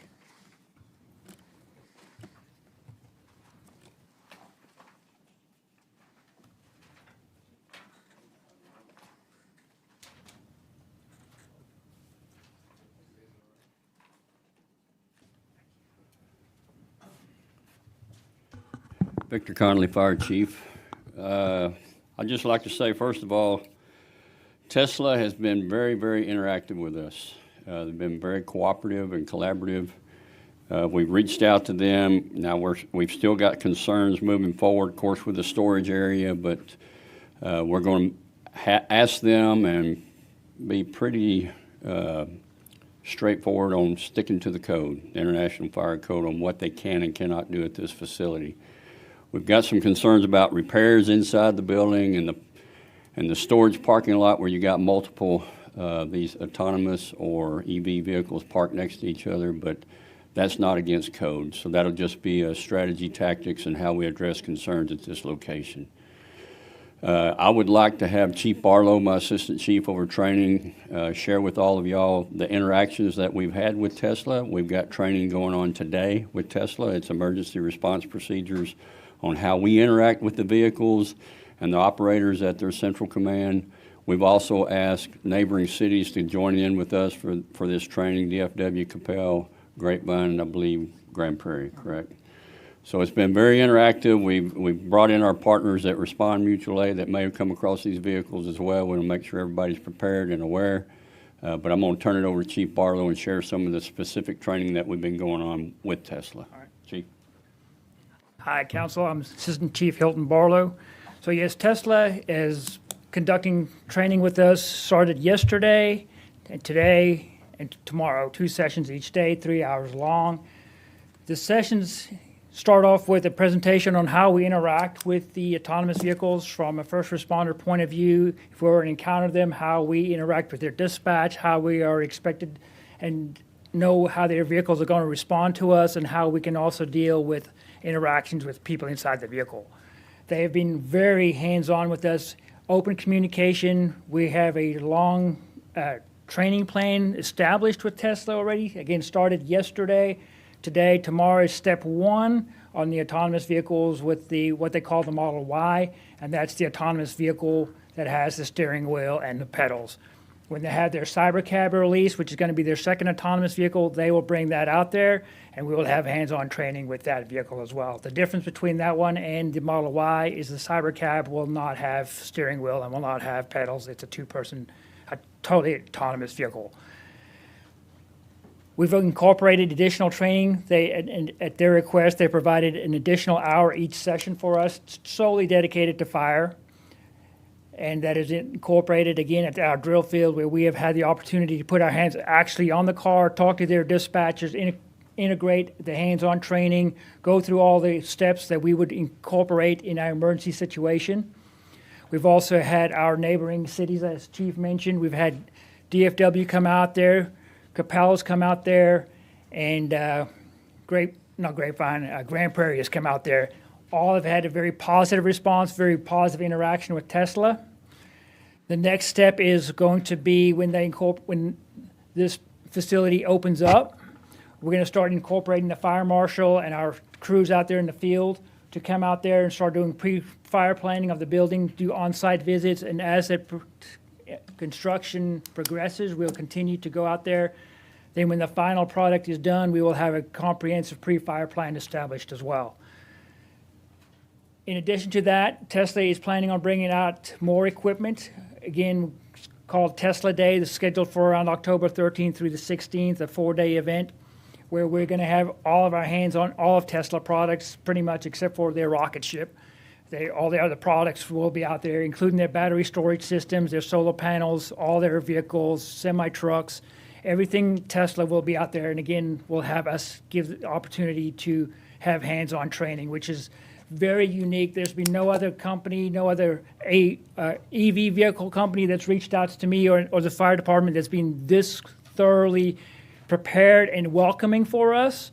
They are totally first responder friendly and want to put first responders and city safety at the forefront of their autonomous vehicles.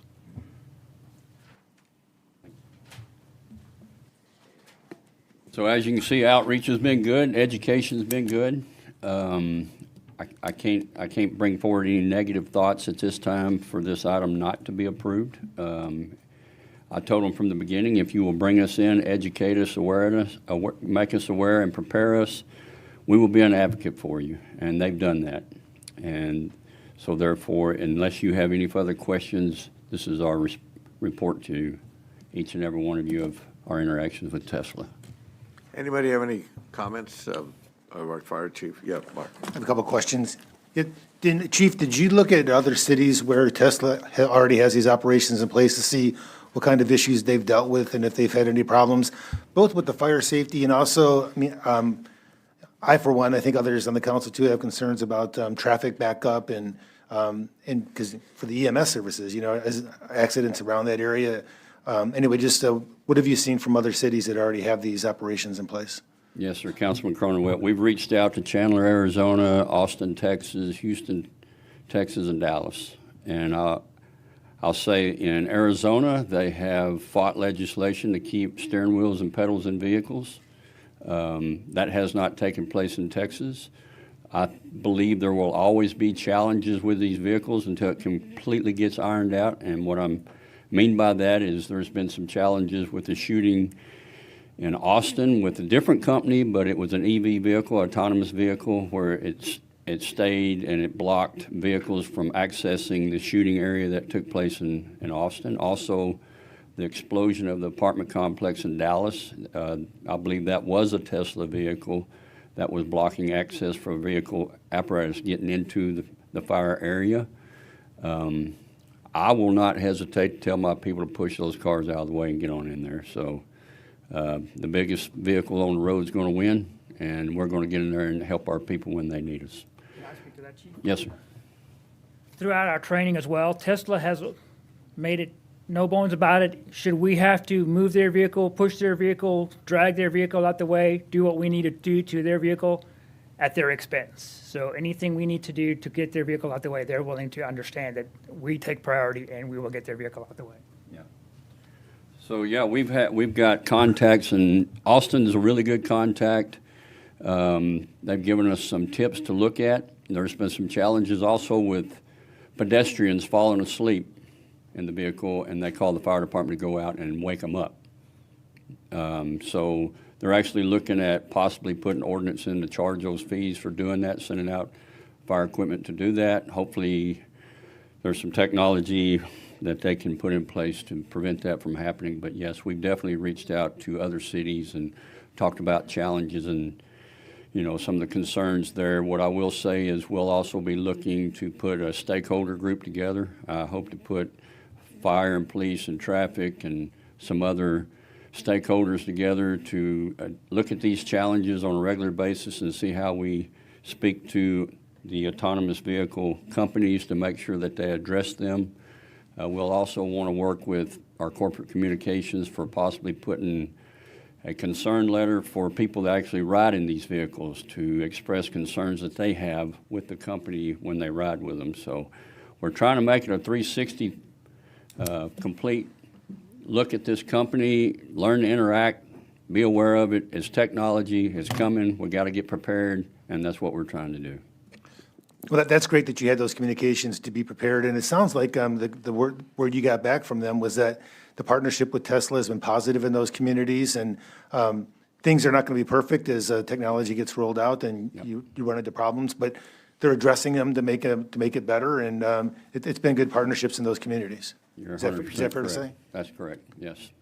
I do see challenges with 5,000 vehicles, but maybe as we roll it out, we can identify those challenges and get through them. But and I know they're going to roll them out different hours a day, and I'm sure late at night it's going to be their busiest time when they're out rolling, taking people to the airport or pick them up from restaurants or wherever. But hopefully we'll roll that, and it'll be a slow-moving process where we can address challenges as we move forward with that. Do those other cities have a similar volume to what they're talking about? Not 5,000. I talked to Chandler, which is kind of where it all started, you know, in the Phoenix area, and they've been dealing with it for years. The chief there has spoken at international events, gone to D.C., so he's very, very aware of all the challenges that go on with these vehicles. But about 1,000 is normally what they deal with out there, but they've got a couple of different companies, so I'm sure it's more than that. But 5,000 is a pretty big number to deal with, and hopefully it'll take a lot of time before we get to that number, not right off the bat, hopefully. And they have strategies to deal with that volume if it ends up causing backlogs. There's other places they can take cars to, as I understand it. Is that your understanding too? That's my understanding, Yeah. yes, sir. And you suggested before that they're going to have to be compliant with the code, with the international code. What specifically are you talking about?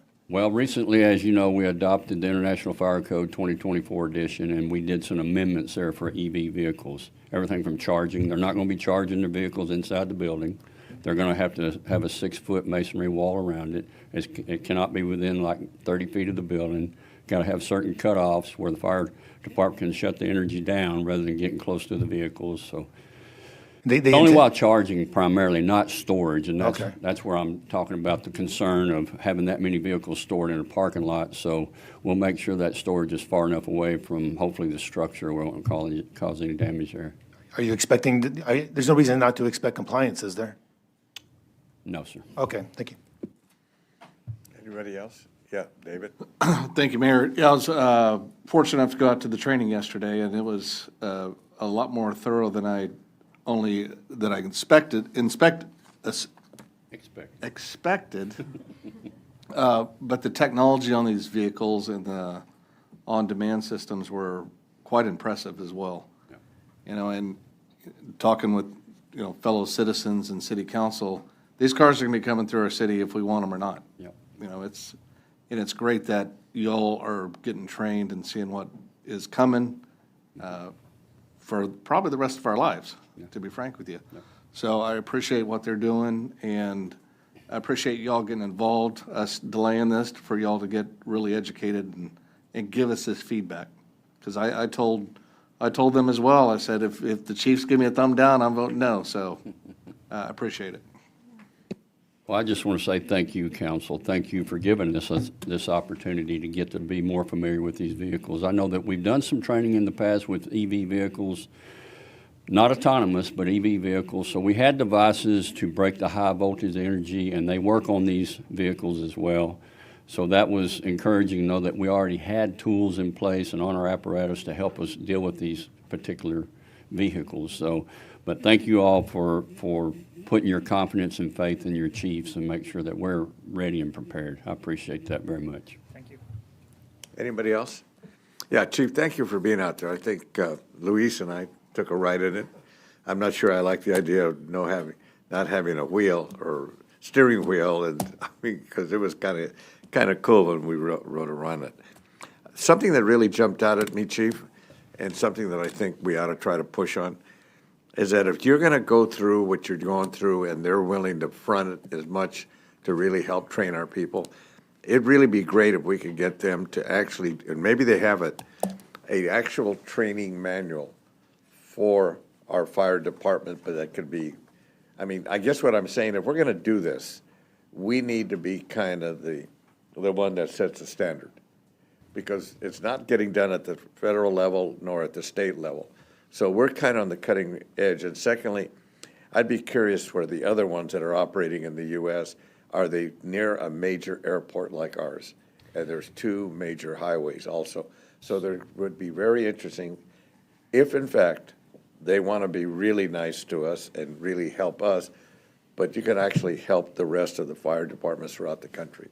Just a thought. Yes, sir. And Tesla, again, is very first responder friendly. They have put the first responder in the forefront of their technology, and they have tested with Austin, DPD. They have gone down to their test track out there, tested with emergency vehicles, motorcycles, bicycles, all sorts of stuff as far as first responders, tow trucks, fire trucks, ambulances.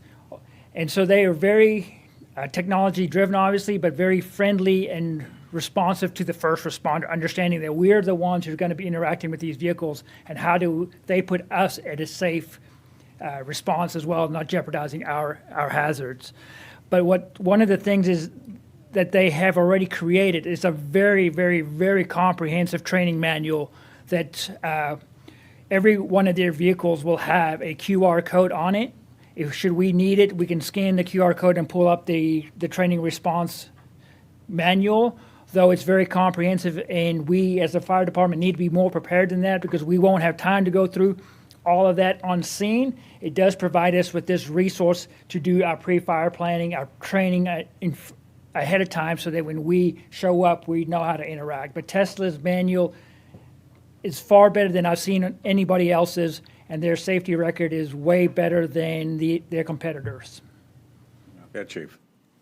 Yeah, and I just want to wrap it up and we'll get out of the way, but you got a very good point, Mayor, and that's part of why we want to put a stakeholders group together. So as comprehensive as it may be, there's always room for improvement. We know that, and by building this stakeholders group, we can take some of those ideas you're talking about and run it through the stakeholders group, maybe improve what they have.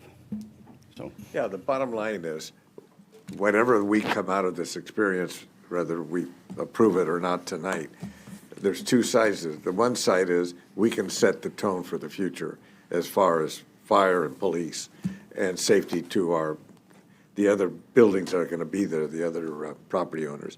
On the other hand, the good news would be is that we then are going to be able to really be sure we're protecting our property owners that are in that area, the people that are traveling between the airport, et cetera, et cetera. So it could be a win-win. But we're going to be plowing new ground, so to speak. So I think that's really it's not my concern. I just don't know enough to say yes or no. My whole thing was on the parking, because it's such a narrow area, as well as the maintenance shop, and what's that going to be, how's that going to be protected? So you all know that and you're covering it, so thank you. Appreciate you. Thank you, sir. Okay, Irving Police, excuse me, Just a sir. question. Yes. Thank you, Mayor. Yeah. Chief, Yes, sir. is that 5,000 on the higher side, or is it they started from the day one, or is it going to increase? I think that's the upper As end the of what demand they're goes shooting for. They're going to start at a lower number, and as they implement more and more vehicles and go fully autonomous, their goal is to reach to 5,000, is my understanding. Because that is how they did it in other cities, so that's why I was just curious to know. Thank you. Thank you. Okay. Police Department, you all have some comments on this? Because I'm sure once they're out on the roads, I mean, we're talking about traffic safety, et cetera. Good afternoon, Mayor, Council. John Archimedes, Assistant Chief, and kind of echo the same thing as the fire chief. Tesla has been very honest and open with us and transparent with how we would respond to law enforcement related issues or concerns. So we have no unresolved public safety concerns with moving forward with them. They too have offered us training. We're waiting to complete FIFA, which would end this weekend, and then we'll schedule that training out with them. It'll be similar to what the fire department's is. Great. Okay, any comments from anybody? And so there's a phone number to call when there's a driverless vehicle there that is in distress? Yes, there is. They have a command center, 24-hour, 7-day-a-week command center where we have a phone number available to us. More than likely, our dispatchers will have that number, and once they receive any calls, then they will make the initial phone calls, and then when we get on scene, we will also have a number available so that we can contact them with any issues that we have. That's going to be really interesting to see how that whole dispatching and connecting communication like this. Again, I guess the positive side of this could set a model for other parts of the country. I mean, what we're going to do here because of our volume, our airport, everything else. So, or we might have a few things that will create some problems for us. But I have one last question. This is for our city attorney. Is there liability that might be applied to this from the city side? In terms, like, different than, Well, whatever happens, it's a negative. they will be responsible and liable for that. Yeah, because we're passing this, if we pass it. Right, I mean, the zoning piece is a legislative piece allowing for the use, but certainly how they use their property and all of their vehicles will be their sole responsibility. Our employees, we are a governmental unit, how we interface with them, it'll be the same as interfacing with any other, vehicle. There is some exposure for us when we drive vehicles, but I presume we will not be driving these vehicles. We will be moving them off scene or addressing the issue. Yeah, I guess my only thing is it's on our city streets, number Sure. one. And so, but that's just something that just popped up. Yep, it's a good we're question. plowing, so to speak, we're plowing new ground. Yep, absolutely. Okay, thank you. Okay, Chief, thank you very much. Mayor, may I? Yes, excuse me, go ahead, Ahmed. Thank you so much. Have we been able to study the accidents or crashes cases out of Austin? No, not to my knowledge. We haven't studied any of those. We've spoken with the other agencies about some concerns that have come up, but really they haven't been any major concerns law enforcement related. There are small, minor things that they've worked through. And what I can say is Tesla has learned from all these other autonomous vehicles throughout these other cities, and they made improvements to the system. I think they have a good product, and they're communicating with us quite a bit to make sure that things go smoothly. Yeah, I don't doubt it. They don't have a good product. So Austin reports about 18 accidents. So I would just recommend that we take a look to see what was the involvement and what was the cause of those accidents. There are additional cases that are reported where autonomous driving cars, there are more cases of Waymo than Tesla just because they're more mature, but they have often broken down in the middle of the road and causing traffic impediments. That might be worth looking at. Are we able to tow them? When we say we can move them out, do we tow them? Do we forklift them? So what we would do is we would have our dispatch contact their command center through that phone number. Either our dispatcher or a police officer would contact that number. They have 24-hour, 7-day-a-week response teams that will respond to the location, whether it's a vehicle that's just stopped working or it's involved in an accident. They have people that are on site, on scene, 24 hours a day to respond to those. Okay. I hope Tesla will have some of that data for us, that how much of that is happening, their car either breaking down or running out of battery, or what kind of accident data they might have. And then the last concern I have, I think Mayor kind of brought that up too, is as they're coming overnight, stacking up, City of Houston reports that their cars, as they're coming back, they're stacking up, trying to get into the warehouse, and that has caused backup as well. Yeah, that was one of the questions that we had as far as vehicles, the number of vehicles that they have or that would be coming to the factory at different times of the day and night, and the parking that would be available. And they have a couple of hundred spots there, but they've also have other off-site private parking where they can house some of those vehicles so that there isn't a backup on our roadways here, and they could redirect those vehicles to other locations, as that's what they're telling us they would do here. Okay, thank you so much. Okay, thank you, Chief. Yes, Louise. Just a brief comment. Thank you, Chief, and thank you to the Fire Chief as well for clarifying a lot of the pending questions that we had. This is very exciting that the future is coming to us without us, needing to do that much. And very encouraging that all the expectations were met and actually surpassed. That's excellent to hear, so I'm looking forward to see how it plays out. Okay, Jocelyn, last question I have. You're still, from the staff, denying, recommending denial, or have you moved off of that? Because I see that the planning and zoning had a 6-2 vote for denial. Is that correct? Yeah, that recommendation was based on the future land use discussion that we had about maintaining the office environment. That's where that denial came from. Okay. Yeah, David. Mayor, thank you. Jocelyn, when we were out of the facility across the street, the old Citibank site looked like it was being demolished and redone. What is, have we permitted that or zoned that for a different use than it was, or is that still office there? So that's one of those, let me go back to zoning. This here is an SP2 for freeway. Okay. So that's part of the conflict in this whole area. We just talked to somebody else about it yesterday in another site. The ML20 and the freeway districts allow office and the manufacturing warehouse, the indoor warehouse type of use. Right. So they did not have to go through the zoning process to change it from office to warehouse. And so right across the street, we're having to do the procedure on the zoning change here. No, this here, Yes. the Citibank, they're a freeway base by right. By right, but the blue area where we're talking about right now.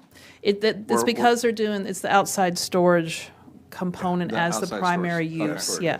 So we looked at the dispatch and the storage of the cars as the primary and the repair as the secondary. Okay, thank you very much. John? Thank you, Mayor. On the zoning item, the last note is, that you have here is, staff would recommend postponement to August if we don't just deny it. Is that still your, but it was because we wanted time for the police and fire to work with Yeah, we probably Tesla. didn't update that. Yeah. Okay, okay, we're- so that's no longer. No, applicable. that Thank you. stands. Good, Apologize. good point. So. All right. I think we're good at this point. Thank you, Jocelyn. Let's move on to the next one, please. I want to Number add as 29. well, too, you do have a traffic impact analysis that we got at 5 o'clock yesterday. Traffic staff has not had a chance to even blink on it, but you do have that at your place. You should. Is there a recommendation on, okay, go ahead. They haven't even looked at it. Okay. All right, our next case, another postponed case on 4149 North Beltline. They're requesting a SP2 for CN. They're wanting to add an auto service center minor in the 161 overlay. While CN allows the minor auto service center, the 161 overlay does not. So that is the purpose for the zoning request. Staff recommend denial. P&Z was denial 6-3. We had no letters in opposition. We had 9 in support. 6 were within 200 feet.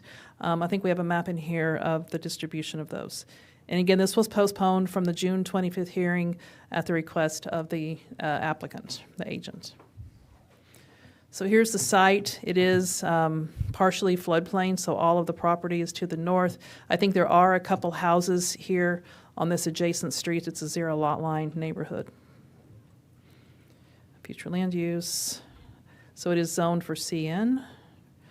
So this is their site plan. It's supposed to be a Jiffy Lube, which we consider it a minor auto service center. So the side of the building would be adjacent to the single-family properties. And, of course, they'd be on Beltline. This area down here to the south, of course, is still floodplain. And some pictures of the site, the residential to the north. This is the vacant lot, but just to see into the trees behind and across the street. We reached out to the applicant. Jim Shell is actually the representative for this case. We said, do you have any updates during this postponement period? And we got nothing. So I'm not sure if anything has changed in the last month. Okay. Comments? Yes, Abdul. Thank you, Mayor. Jocelyn, this is on the corner of Beltline. I'm very much familiar with this area. Yes, let me go back to aerial, yeah. The question is to take out from the 161 layover, right? It's not to remove it, it's just to allow a use that the overlay does not allow today. So I think this is my understanding, and then just correct me. The P&Z was looking that it is within the area of 161 layover. That's why they denied. Whereas in practicality, it's a commercial area which is on the Beltline corner. It's far away from layover area. And I think the residential neighborhood which they have, I think you have received all those in support. I don't see that the neighborhood is having any objection to that. So I think we should consider it, allowing that to be in the commercial. It's your prerogative. Yeah, okay. I have a question, Mayor. Yeah, Mark? Now, Justin, we don't have the letters in the packet that I saw, right? Letters of support? We may not have added it this month. I know we added it last time, but we may not have added them this time. And are they all on that Youssef court? Yeah, the majority of them are. I think there's a couple on the south side and a couple on the north side. I know there was at least one or two that was the owner of this site that also apparently was the developer of the entire area, that owned also a couple of the lots. So they're all from him? At least two were, yes. I apologize we didn't put those back in. Okay, thanks. Okay, Dennis. Yeah, when I was looking at this, I was curious about why does the 161 overlay come that far over to Beltline? That I can't explain to you, yeah. I'm like, to me, I think at the time, and some people have been here longer than I have, I think at the time that the thought was take it to Beltline and have the whole space between Beltline and 161 be kind of the larger office buildings like they are on 114, and just kind of piece by piece, it didn't work out that way. So basically, from my standpoint, the 161 overlay really is outdated compared to what's actually happening along Beltline. To bring it that far over. We could relook at it if we're directed to do so. Well, I mean, and the reason I said that is because, P&Z, I guess their denial was based on it was in the 161 overlay. And the 161 overlay shouldn't be that far over to Beltline is my point. So I can't vote against it because it's in the 161 overlay. It's the point I'm making, because it's just, again, it don't make any sense for the 161 overlay to come that far over the Beltline.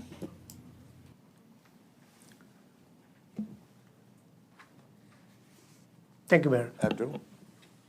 What is on the south of this lot? That is also a commercial, right? This here? Yeah. This recently was a case, I think it's just going to be a couple tenant spaces or something. They recently got a variance for a setback on a Beltline. So yeah, it's just going to be a small strip center or something. Also. Commercial. So the issue is not on the south side, the issue is the residential. Yeah, the residential. They have and no problem with that. And the auto use being so close to the residential. Everything has to be on that north side of the lot. Thank you. David? Mayor, thank you. I had the same questions as Dennis on the 161 overlay. It seemed out of place going that far. The second thing is, I drive this area all the time, so that's a big swampy area back there. I'm not sure how much land use. I mean, we did the other zoning case to the south, really for the setbacks because of that type of land right there. I did have a question on just general zoning on automotive. I was a little concerned that that'd be, auto shop or something right there, but it's a Jiffy Lube. Do we distinguish between those type of establishments? We do. A few years ago, we went through and we scrubbed. We have minor auto service center and we have major.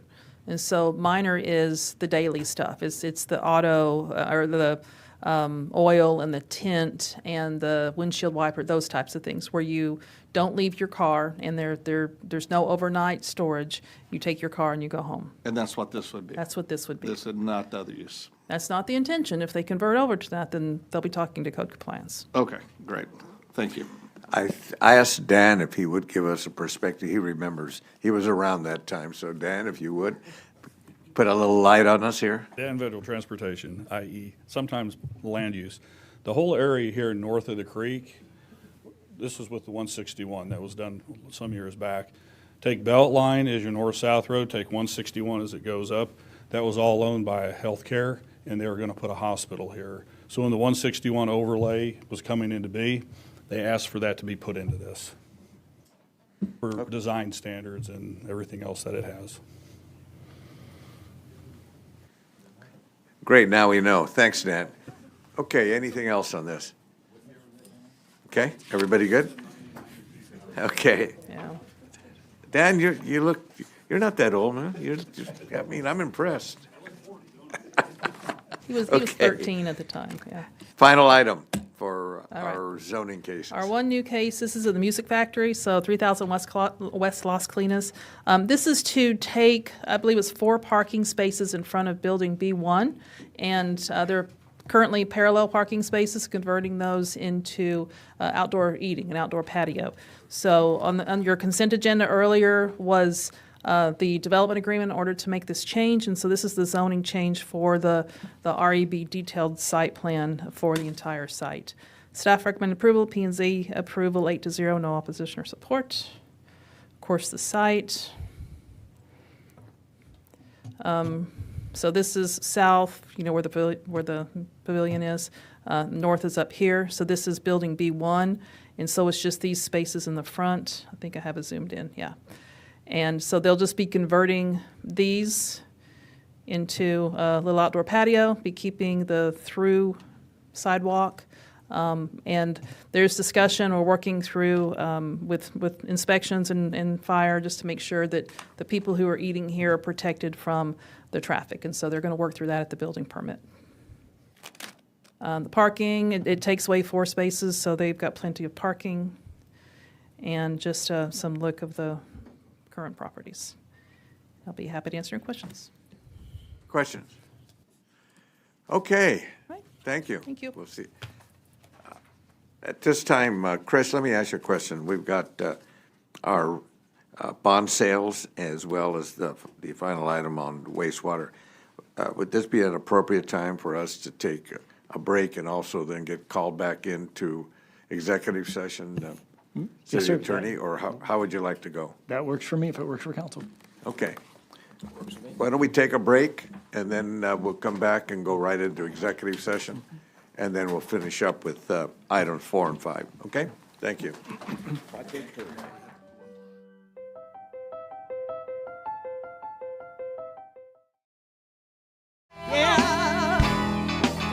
All right, we're gonna try this, y'all. Come on. Hey, can you feel it? Come on, y'all. Can you feel it? Irving's very own All Funk radio show had residents and visitors from across North Texas feeling it at one of the most historic Sparks and Stripes ever. Have live music and just, be able to enjoy each other's company. This is the first time I've been here. This is the most popular event in Irving. We liked it last time we came, and I heard it's going to be bigger and better this year because it's 250th. This Sparks and Stripes was a big one. You could feel it in the air between the savory dishes and ice-cold desserts. People didn't have to beat the heat for too long for what came next. I like the airplanes. I hear the airplanes are going to be pretty sweet. There were stars in residents' eyes as the stripes flew across the sky, delivered by decommissioned military jets. We're gonna shuffle a little bit. We came to celebrate. Happy birthday, America. Come on, Irving, let's go. And as headliner Cafe Anderson took the stage, it was easy to see 2.5 centuries of American pride on display. What does tonight mean to you? We have an opportunity to continue the American experience. Still being lived out right here. I mean, look at this peaceful celebration, unity, even though we don't all agree politically. I mean, we're just so grateful for the city, the state, and the country. As someone that actually did go in the Marine Corps and I was served for 5 years, it does mean a lot to me. I have never seen a drone show before, so I'm excited for that and obviously the fireworks. So. And that show came after sundown. as 700 drones and more than 1,600 fireworks shots lit up the night sky. It was a Sparks and Stripes to remember, where the joy of America's today and the hope for America's tomorrow converged right here in Irving. Really hope we focus on the children, because obviously they're the future. 50 years, my daughter's gonna be here, and I probably won't be, but hopefully it's just a better future for our kids, really. We are so proud to be in this time. This is a historical moment for our country and for our city. We are that city. We are the most diverse city in Texas. And guess what? This is about our American dream. For City Source, I'm Nick Long.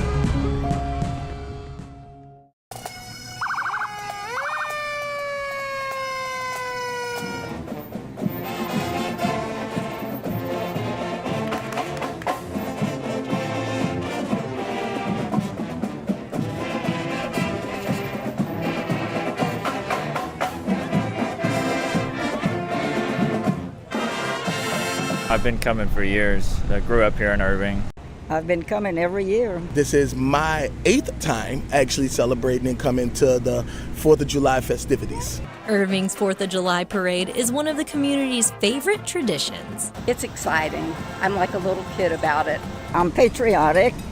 My husband is a World War II disabled veteran, and I like to come in his memory as well as all the veterans that served our country. It's just a good time for all of us to come together. They come together with family and friends to see several patriotic and lively floats go by. You're going to see different groups from around the community. You're going to see the kids. You're going to see car clubs. You're going to see the bands, the cheerleaders. Well, we love to join the parade for Christmas and 4th of July, and particularly for 4th of July to show our patriotism, how much we love living in Irving and are proud of that.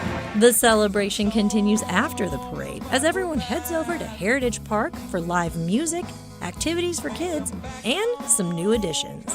And of course we have a dunking booth. I think Councilman Taylor was just in the water not too long ago. I got $10. And even a competitive pie eating contest.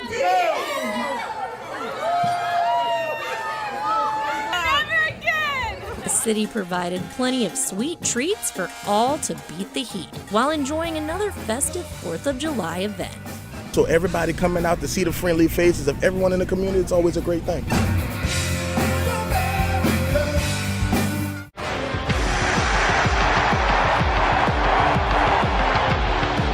Welcome back to Pub Cup 2026. Today's march features a contrast in styles. Germany is led by Walter, a 1-year-old short-haired pointer mix. Meanwhile, Mexico will look to legendary manager Chio, a 2-year-old Chihuahua, for another brilliant tactical plan.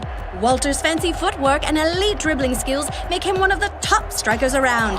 And check out that sprint speed as he runs the ball all the way to the goal. Chio will have his paws full trying to slow him down, but he patrols the sideline with a tall presence despite that short stature. He loves everything about this sport, right down to the taste of the pitch, and his sixth sense could be the difference maker today.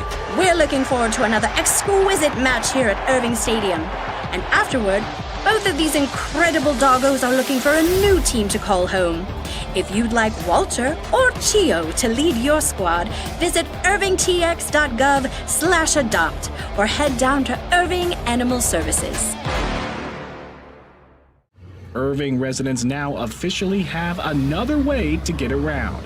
The signs are hot off the presses, officially installed, and ready to point you to Irving Connector, the Loop at Las Colinas.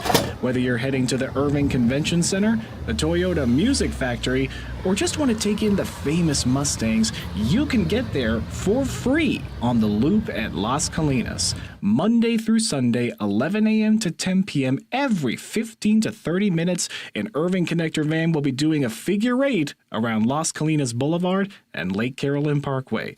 Each van comes air-conditioned with seats for 9 people, and they're wheelchair accessible. You can plan a ride in the City Mapper app, and where you see the Loop icon, that's how you can find stops around the urban center. And you can check out the route of the Loop at Las Colinas right now on irvingtx.gov/transit.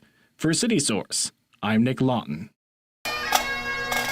The flag was raised, the fire hose uncoupled, and Irving residents helped push the engine into brand new Irving Fire Station 8, a project more than a year in the making. I pray a blessing on this place and the people that will call it home. I ask that you protect and guide them as they serve those in this district. A district that truly needed what the new station brings. Located on Riverside Drive in Las Colinas, where the old DART station was, Irving firefighters say call volume there has gone up 50% over the last few years. And on every call, every second matters. Vital organs start shutting down after 5 minutes without oxygen. It's just a better spot to better serve our community, and that's what we're here to do, serve our community. You as residents are in the most significant crisis of your life. You need immediate response. In City Manager Chris Hillman's tenure, Fire Station 8 is the 4th new or renovated fire station in Irving and comes fully equipped to reach residents where they are. They do hazmat response. They're a high-rise team. They're, of course, fire rescue. We got an ambulance for medical response. We've also got the fireboat on the lake and the off-road ambulance to respond on the trails when people get hurt. So we got a lot of things happening at this station. I come from a different generation of firefighter. Irving Council member Dennis Webb served as a firefighter for 30 years. He says Fire Station 8 is just what the city and the men and women who will call it home need. It's very important. Most firemen live probably about a third of their life at a fire station. So the more equipment, the better the station, the more comfortable it is. It really helps a whole lot. And for the hundreds who came to break the new station in, it was just as much a celebration of them and their safety. All of us together, our families, our young people, but more importantly, the people that wear the uniform. Thank you, because it is the community that makes this happen. And I'm super proud for the city. More than me or the department, I'm proud for the city because they deserve this. For City Source, I'm Nick Lawton. The sights, sounds, and splashes of summer. Irving spray parks and pools, like the stunning new Lee Aquatic Park, which opened last year, provide the perfect place to cool off during this scorching summer heat. And there are 2 new state-of-the-art facilities on the way in Irving. Renovations continue to progress at Center Park, with a sparkling new, year-round indoor aquatic facility on the way. Here's what the new Center Park Aquatic and Recreation Center will look like when it opens later this year. Construction is also well underway on the expansive new Mustang Park Recreation Center. At 127,000 square feet, this multi-generational aquatic and recreation center will set the standard in North Texas. This one-of-a-kind facility is expected to open in 2027. You can learn more about the City of Irving's bold vision for aquatics and recreation by visiting irvingtx.gov/playirving.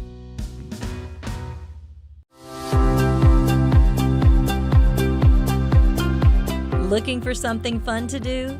The City of Irving is packed with entertainment the whole community can enjoy. We've got everything, from a wide variety of dining options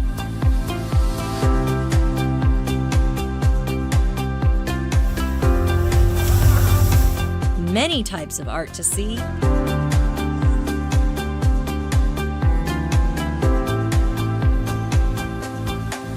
and breathtaking performances.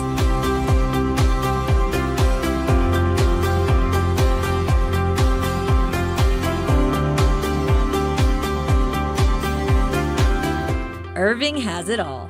Big city excitement with small town charm. You can explore all the arts, culture, and entertainment the city has to offer on ICTN's Irving Spotlight. Go on a dinosaur adventure with Brett Roberts. This wild and fast-paced magic and puppet show would teach children all about dinosaurs. Join the adventure on July 15th at 2:30 p.m. here at Valley Ranch Library. You saw the store's ribbon cutting on Irving Spotlight. Now enjoy a summer event here at Southern Petals and Pour. On July 25th, you can shop from a variety of vendors at the Red, White, and Shop Market. And you can bring your kids to enjoy fun games, yummy treats, and have a great time with the community. Sarah McLachlan comes to Irving for the Better Broken Tour. Her Better Broken album won Adult Contemporary Album of the Year at the Juno Awards, the Canadian Grammys. Her performance here at Toyota Music Factory starts at 7:30 p.m. on July 26th. A change on the structure of the base rates, and he'll run through what that looks like and why we're recommending that. So I'll turn it over to Chris. Thank you so much. Again, Chris Eckert with NewGen Strategies and Solutions. Pleasure to be with you. As Todd said, we get to start out with some good news this year. What you see on the screen here is is basically a comparison of the rate plan that Council had previously endorsed back in 2023. That was Resolution 2023-406. And what I want to point out for you is going into 2027, you'll see that rate plan that was endorsed by Council estimated 6.4% would be the overall needed average residential bill increase. I'm happy to report to you we're able to bring that in a little lower than anticipated. What we're recommending for next year is that increase be closer to 5%, 5.06%. So that's about a 1.35% difference from the prior plans. We're very excited to be able to bring that to you. Again, hats off to your staff, hats off to you as a council for what you've done in terms of managing the utility well and controlling cost, allowing that to happen.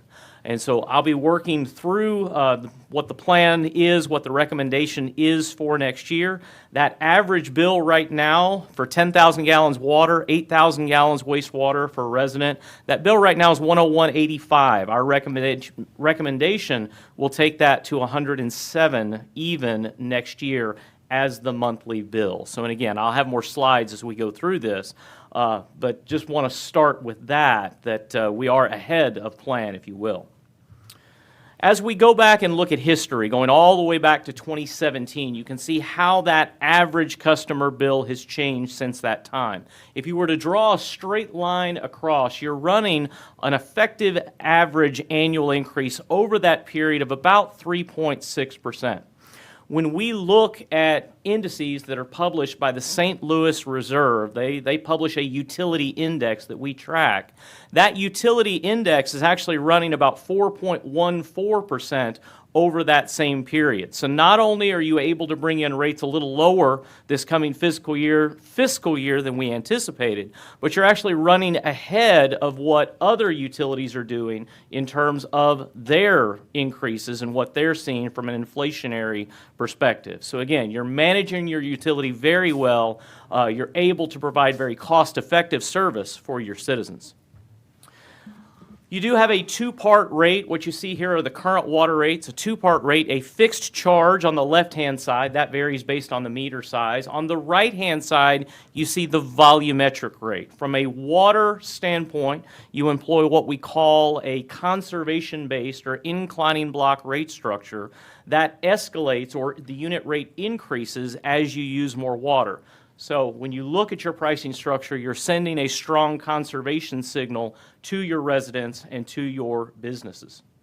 On the sewer side, you also employ a two-part rate structure, the fixed charge and the variable charge. The fixed charge escalates for those larger water meters on the sewer side, but you also include more volume allotment from a wastewater perspective for your commercial and industrial customers to recognize they're putting more flow into the system.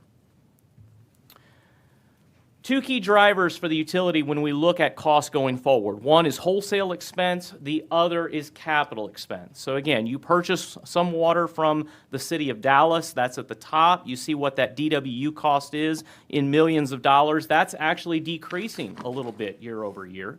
On the wastewater side, though, this is probably the most significant driver in wastewater cost increases historically and going forward. This is the wastewater treatment expense that you pay to the Trinity River Authority.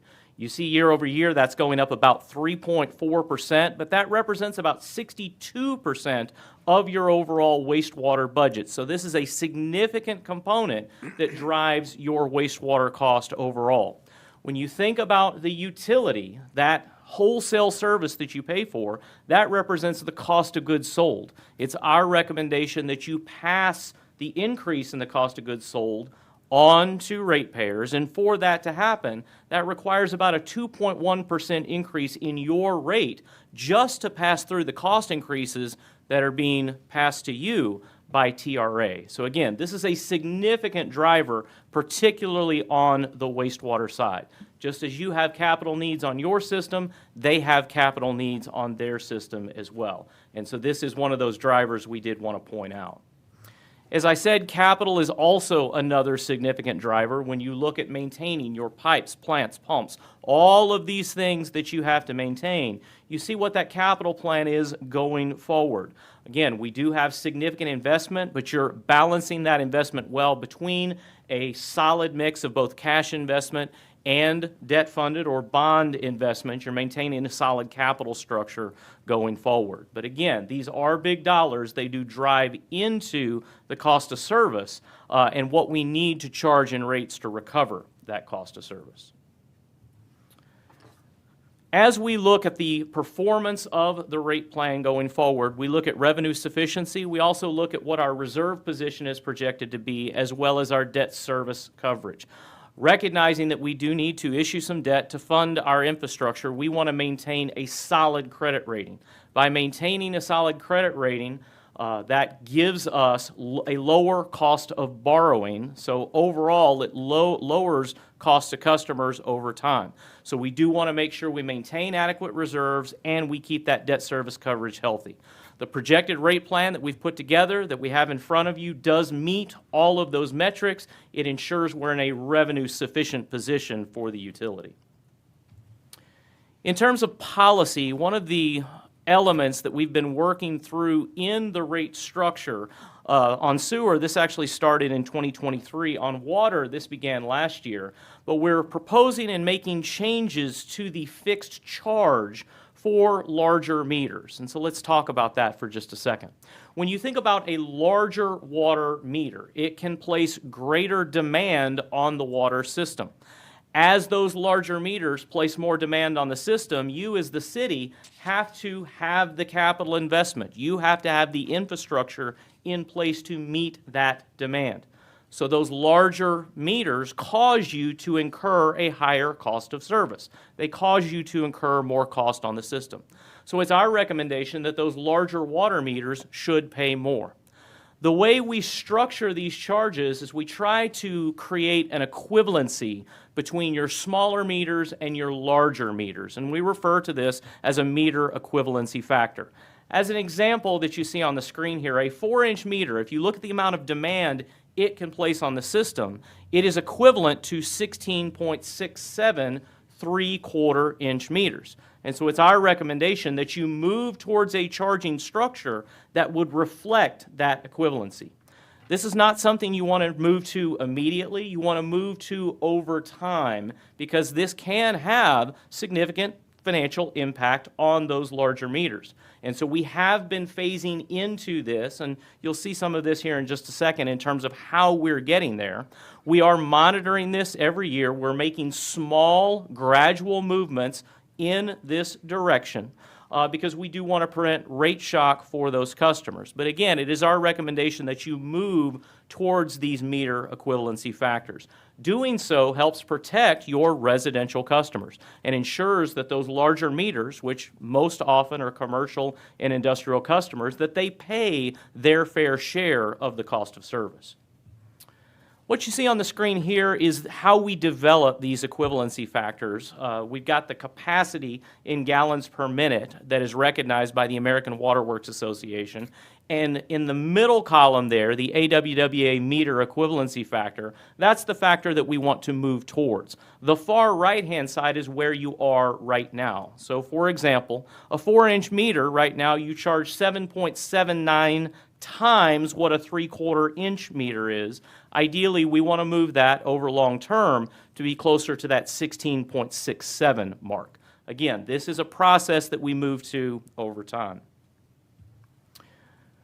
Just for some reference, we went and pulled other water fixed monthly charges for other communities in the Metroplex. You see the city of Irving there towards the right-hand side. But I do want to point out, as you look particularly at those larger meters, what Arlington, Fort Worth is charging right now, as well as Plano on the right-hand side. You see there's quite a bit of difference there in some of those large meters. Some communities choose not to do this. For example, City of Richardson on the far right-hand side, they still charge $8 regardless of the size of the meter. It's our opinion that does not reflect cost causation. It's our recommendation you do look at charging those larger meters more. This slide just presents what that equivalency factor is right now. Again, you see where you are compared with other communities. Like I said, we've just put together a plan to move forward towards those equivalencies that align with the American Water Works Association. So this is that plan in terms of those percentage increases. This is something that we look at every year with water utility staff.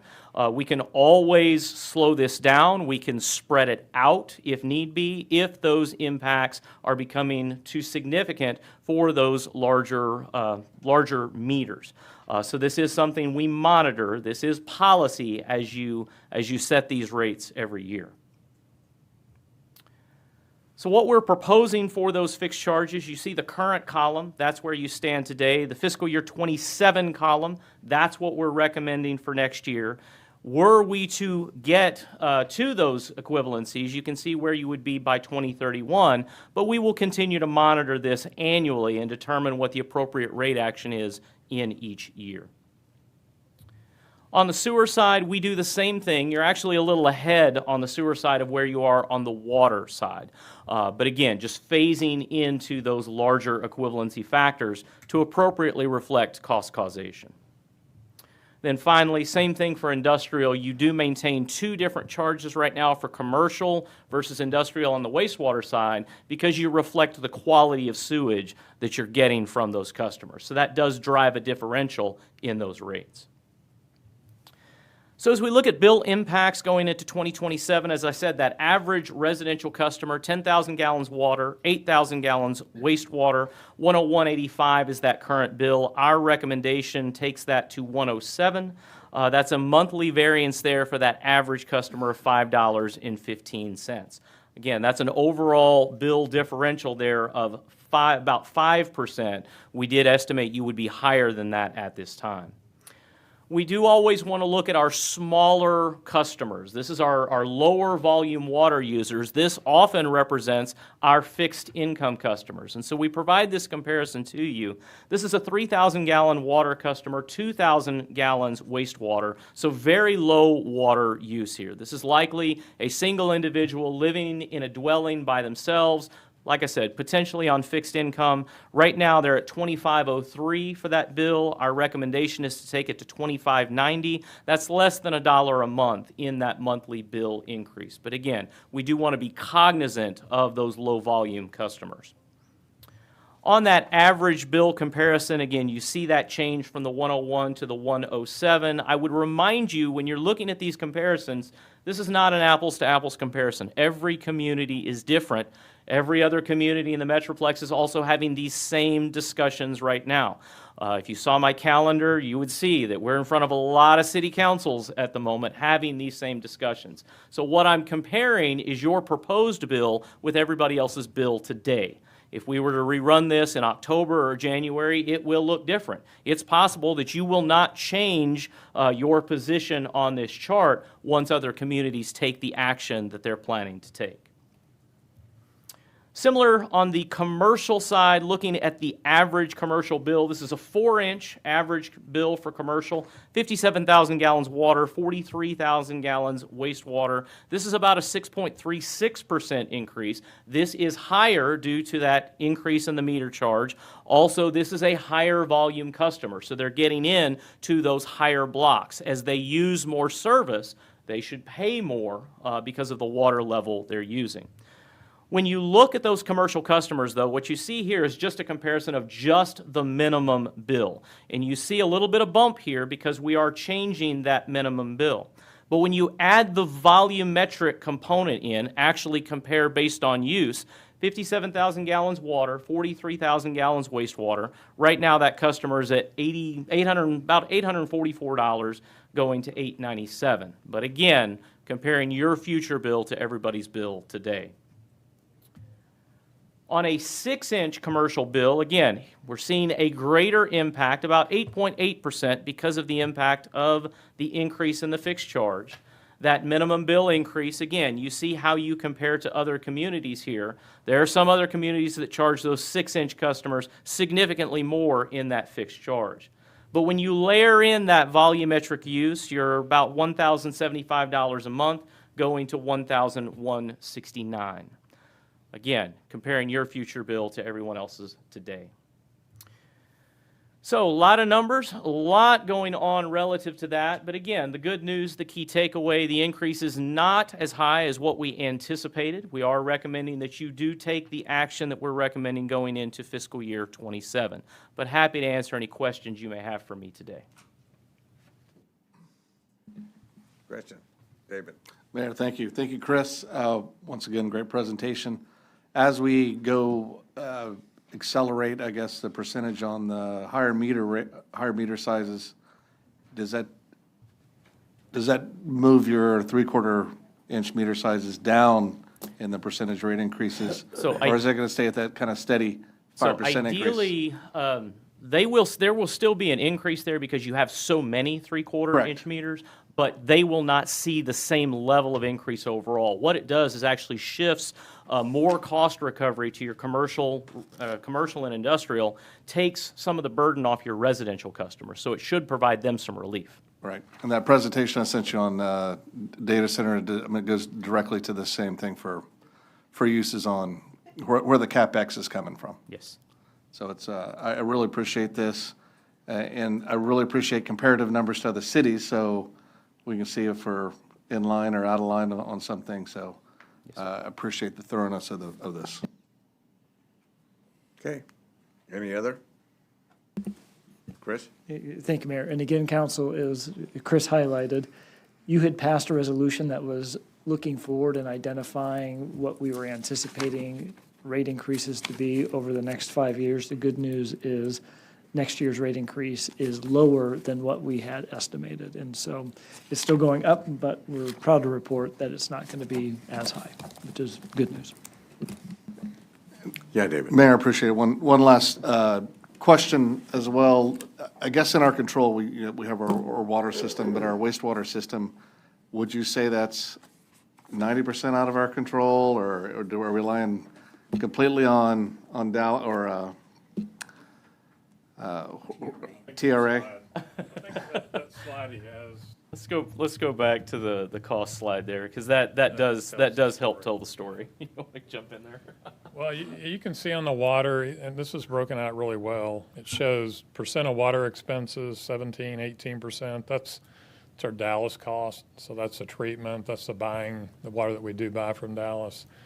Whereas TRA, I mean, it's almost 2/3 of our budget now, just the TRA, the wastewater treatment portion of it. So and do you see that always being the case, or we're pretty much, that's it, right? Yeah, I think that will be the case, yes. And who controls that organization? TRA has its own board approved by the state governor's office. Okay, from the state governor's office. Yeah. So I sit on an advisory committee of all the different customers. There's 21 of us. So we hear the presentations that they make. We make recommendations on the budget. We try to pull things down as much as we can, try to spread it out.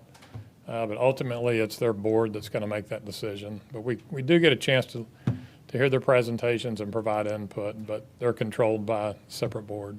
Appointed by the governor, or? Appointed by the governor, yes. Okay, thank you. Okay. Great report. Thank you very much. Thank you. Can't believe it's going down, not up. Well, it's still going up, just not as much. Well, no, not as much. Let me correct that. Yeah, that's. Spending less, more less. Okay. Let's go on to our next item, which is I guess, Brett, can I handle this? Or Brett? Brett, okay, Brett. Bond sales 2026.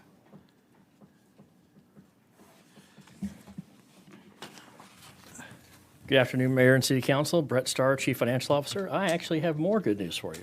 Oh. So if you'll recall, back on June 11th, the council adopted a parameters ordinance for the sale of debt. We had $77.3 million in 3 issues. We went out for bid. The parameters ordinance gives us the flexibility to choose a date of the bond sales, which we think is most advantageous, working with Hilltop Securities. And we sold debt on June 30th, which was the week of July 4th, but doing it on a Tuesday. We had enough sufficient participation in the market to get a good result. For the general obligation bonds, we issued $36.365 million against our double AAA rating. Interest rate was 3.684, and we were budgeting 4%. Last year, the interest rate was 4.13, so we got a cheaper interest rate. We had 9 bidders, and the way the auctions work, when you bid, it updates, and you have the opportunity to make a counter bid to try to secure the best rate. We had 28 overall bid improvements off of the initial bid. Robert Baird was our winning institution, and so both 9 bidders and 28 overall bid improvements indicates a robust auction process. For the tax notes, we issued $11.895 million. We got an interest rate of 2.667%. 11 bidders with 35 overall bid improvements, and J.P. Morgan was the winner on these bids. For our water and sewer revenue bonds, we issued $29.04 million. Again, because it's limited pledge water and wastewater revenue bonds, the bond rating was slightly lower. The interest rate was 3.807. Again, that is less than last year's rate of 4.33. We had 11 bidders with 60 overall bid improvements. And in prior years, when we've done an auction, we've left the auction open for 30 minutes. These were 10-minute auctions. We found in the past that when we left it for 30 minutes, everyone ignored it for the first 20 minutes and then jumped in at the end, so we just shortened the time period. PNC Capital won our water and sewer revenue bonds. With that, I'll take any questions. Questions? For the notes, what was the estimated rate for that? We were looking at 3.5, and so they overperformed as well. So we got very, very favorable interest rates. One of the things we do when we do our long-term debt plan is we underestimate what the growth of the tax base, and we overestimate what we're going to pay in interest. We sell the debt with 5% coupons, and so we look at a 4 to 4.5% rate on the debt based upon the yield curve, and so we definitely have got a good value on these bonds. That's great. Yeah, we're working with Hilltop to identify those best dates, Yes. for doing the sales and saving us money. Thank you for doing that. All right. Okay, thank you, Brett. Before we go into executive session, the manager, anything you want to bring up? The last is that we've got an appointments for DCURD, and let me just make it really quick. We have 2 people that will be recommended, Rick Lindsay and Bobby Stewart, to fill unexpired terms, okay? And I think, David, you'll be making the motion, and I guess, Dennis, you'll do the second. Is that all right with you? Okay, good. We're good to go, I think, at this point. So, City Attorney, you want to read us in? Yes, sir, I'm happy to do that. There is an item for executive session. It's economic development negotiations pursuant to Open Meetings Act, Section 551.087. And then, Mayor, on item number 32, there was a request to go into executive session on that. You are eligible to do that, and if you would like for me, I can read that item in as well.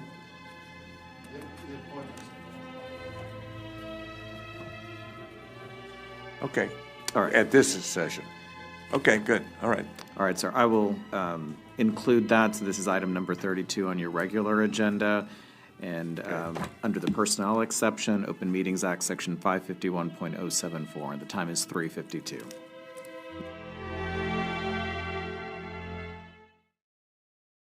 Yeah. All right, we're going to try this, y'all. Come on. Hey, can you feel it? Come on, y'all. Can you feel it? Irving's very own all-funk radio show had residents and visitors from across North Texas feeling it, and one of the most historic Sparks and Stripes ever. Have live music and just, be able to enjoy each other's company. This is the first time I'm been here. This is the most popular event in Irving. We liked it last time we came, and I heard it's going to be bigger and better this year because it's 250th. This Sparks and Stripes was a big one. You could feel it in the air between the savory dishes and ice-cold desserts. People didn't have to beat the heat for too long for what came next. I like the airplanes. I hear the airplanes are going to be pretty sweet. There were stars in residents' eyes as the stripes flew across the sky, delivered by decommissioned military jets. We're going to shuffle a little bit. We came to celebrate. Happy birthday, America. Come on, Irving, let's go. And as headliner Coffee Anderson took the stage, it was easy to see 2.5 centuries of American pride on display. What does tonight mean to you? We have an opportunity to continue the American experience. Still being lived out right here. I mean, look at this peaceful celebration, unity, even though we don't all agree politically. I mean, we're just so grateful for the city, the state, and the country. As someone that actually did go in the Marine Corps and I was served for 5 years, it does mean a lot to me. I have never seen a drone show before, so I'm excited for that and obviously the fireworks. So. And that show came after sundown, as 700 drones and more than 1,600 fireworks shots lit up the night sky. It was a Sparks and Stripes to remember, where the joy of America's today and the hope for America's tomorrow converged right here in Irving. Really hope we focus on the children, because obviously they're the future. 50 years, my daughter's gonna be here, and I probably won't be, but hopefully it's just a better future for our kids, really. We are so proud to be in this time. This is a historical moment for our country and for our city. We are that city. We are the most diverse city in Texas. And guess what? This is about our American dream. For City Source, I'm Nick Lawton.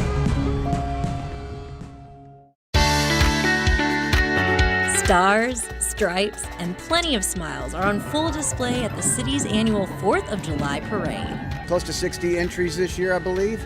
Obviously, the theme 250-year birthday for America. Happy birthday. While the country celebrates a milestone Independence Day, Irving honors the occasion with a cherished tradition that has brought the community together for years. We do this every year. We're getting out here at 7 o'clock in the morning, sometimes earlier, to grab our spot. We've been coming here for 20-something years. Yeah. So. Born and raised here. Yep. For me, this will be my 50th year.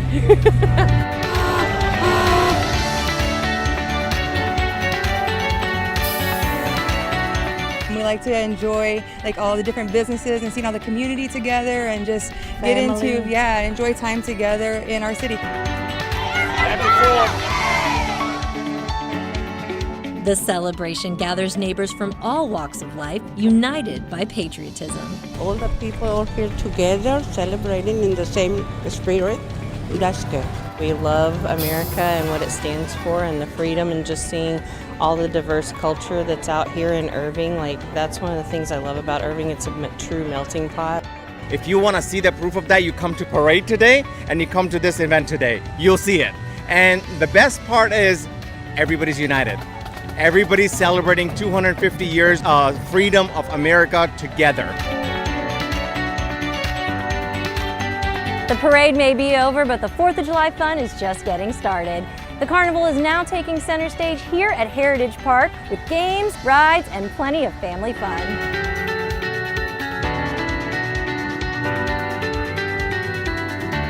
The rising temps didn't stop families from making the most of the activities on the festival grounds. From competitive games and pie-eating contests to a dunk tank that brought the biggest splash. Irving City Manager Chris Hillman gets in on the action. So what was it like getting dunked by him? I expected better. I was impressed he got me in there, but the water felt great, so I couldn't be too mad. Now it's the city manager's turn in the hot seat. that has to be the best job right now out here in the park, because you get to get wet, you get to be refreshed, but most importantly, people are having a great time, which is a lot of fun.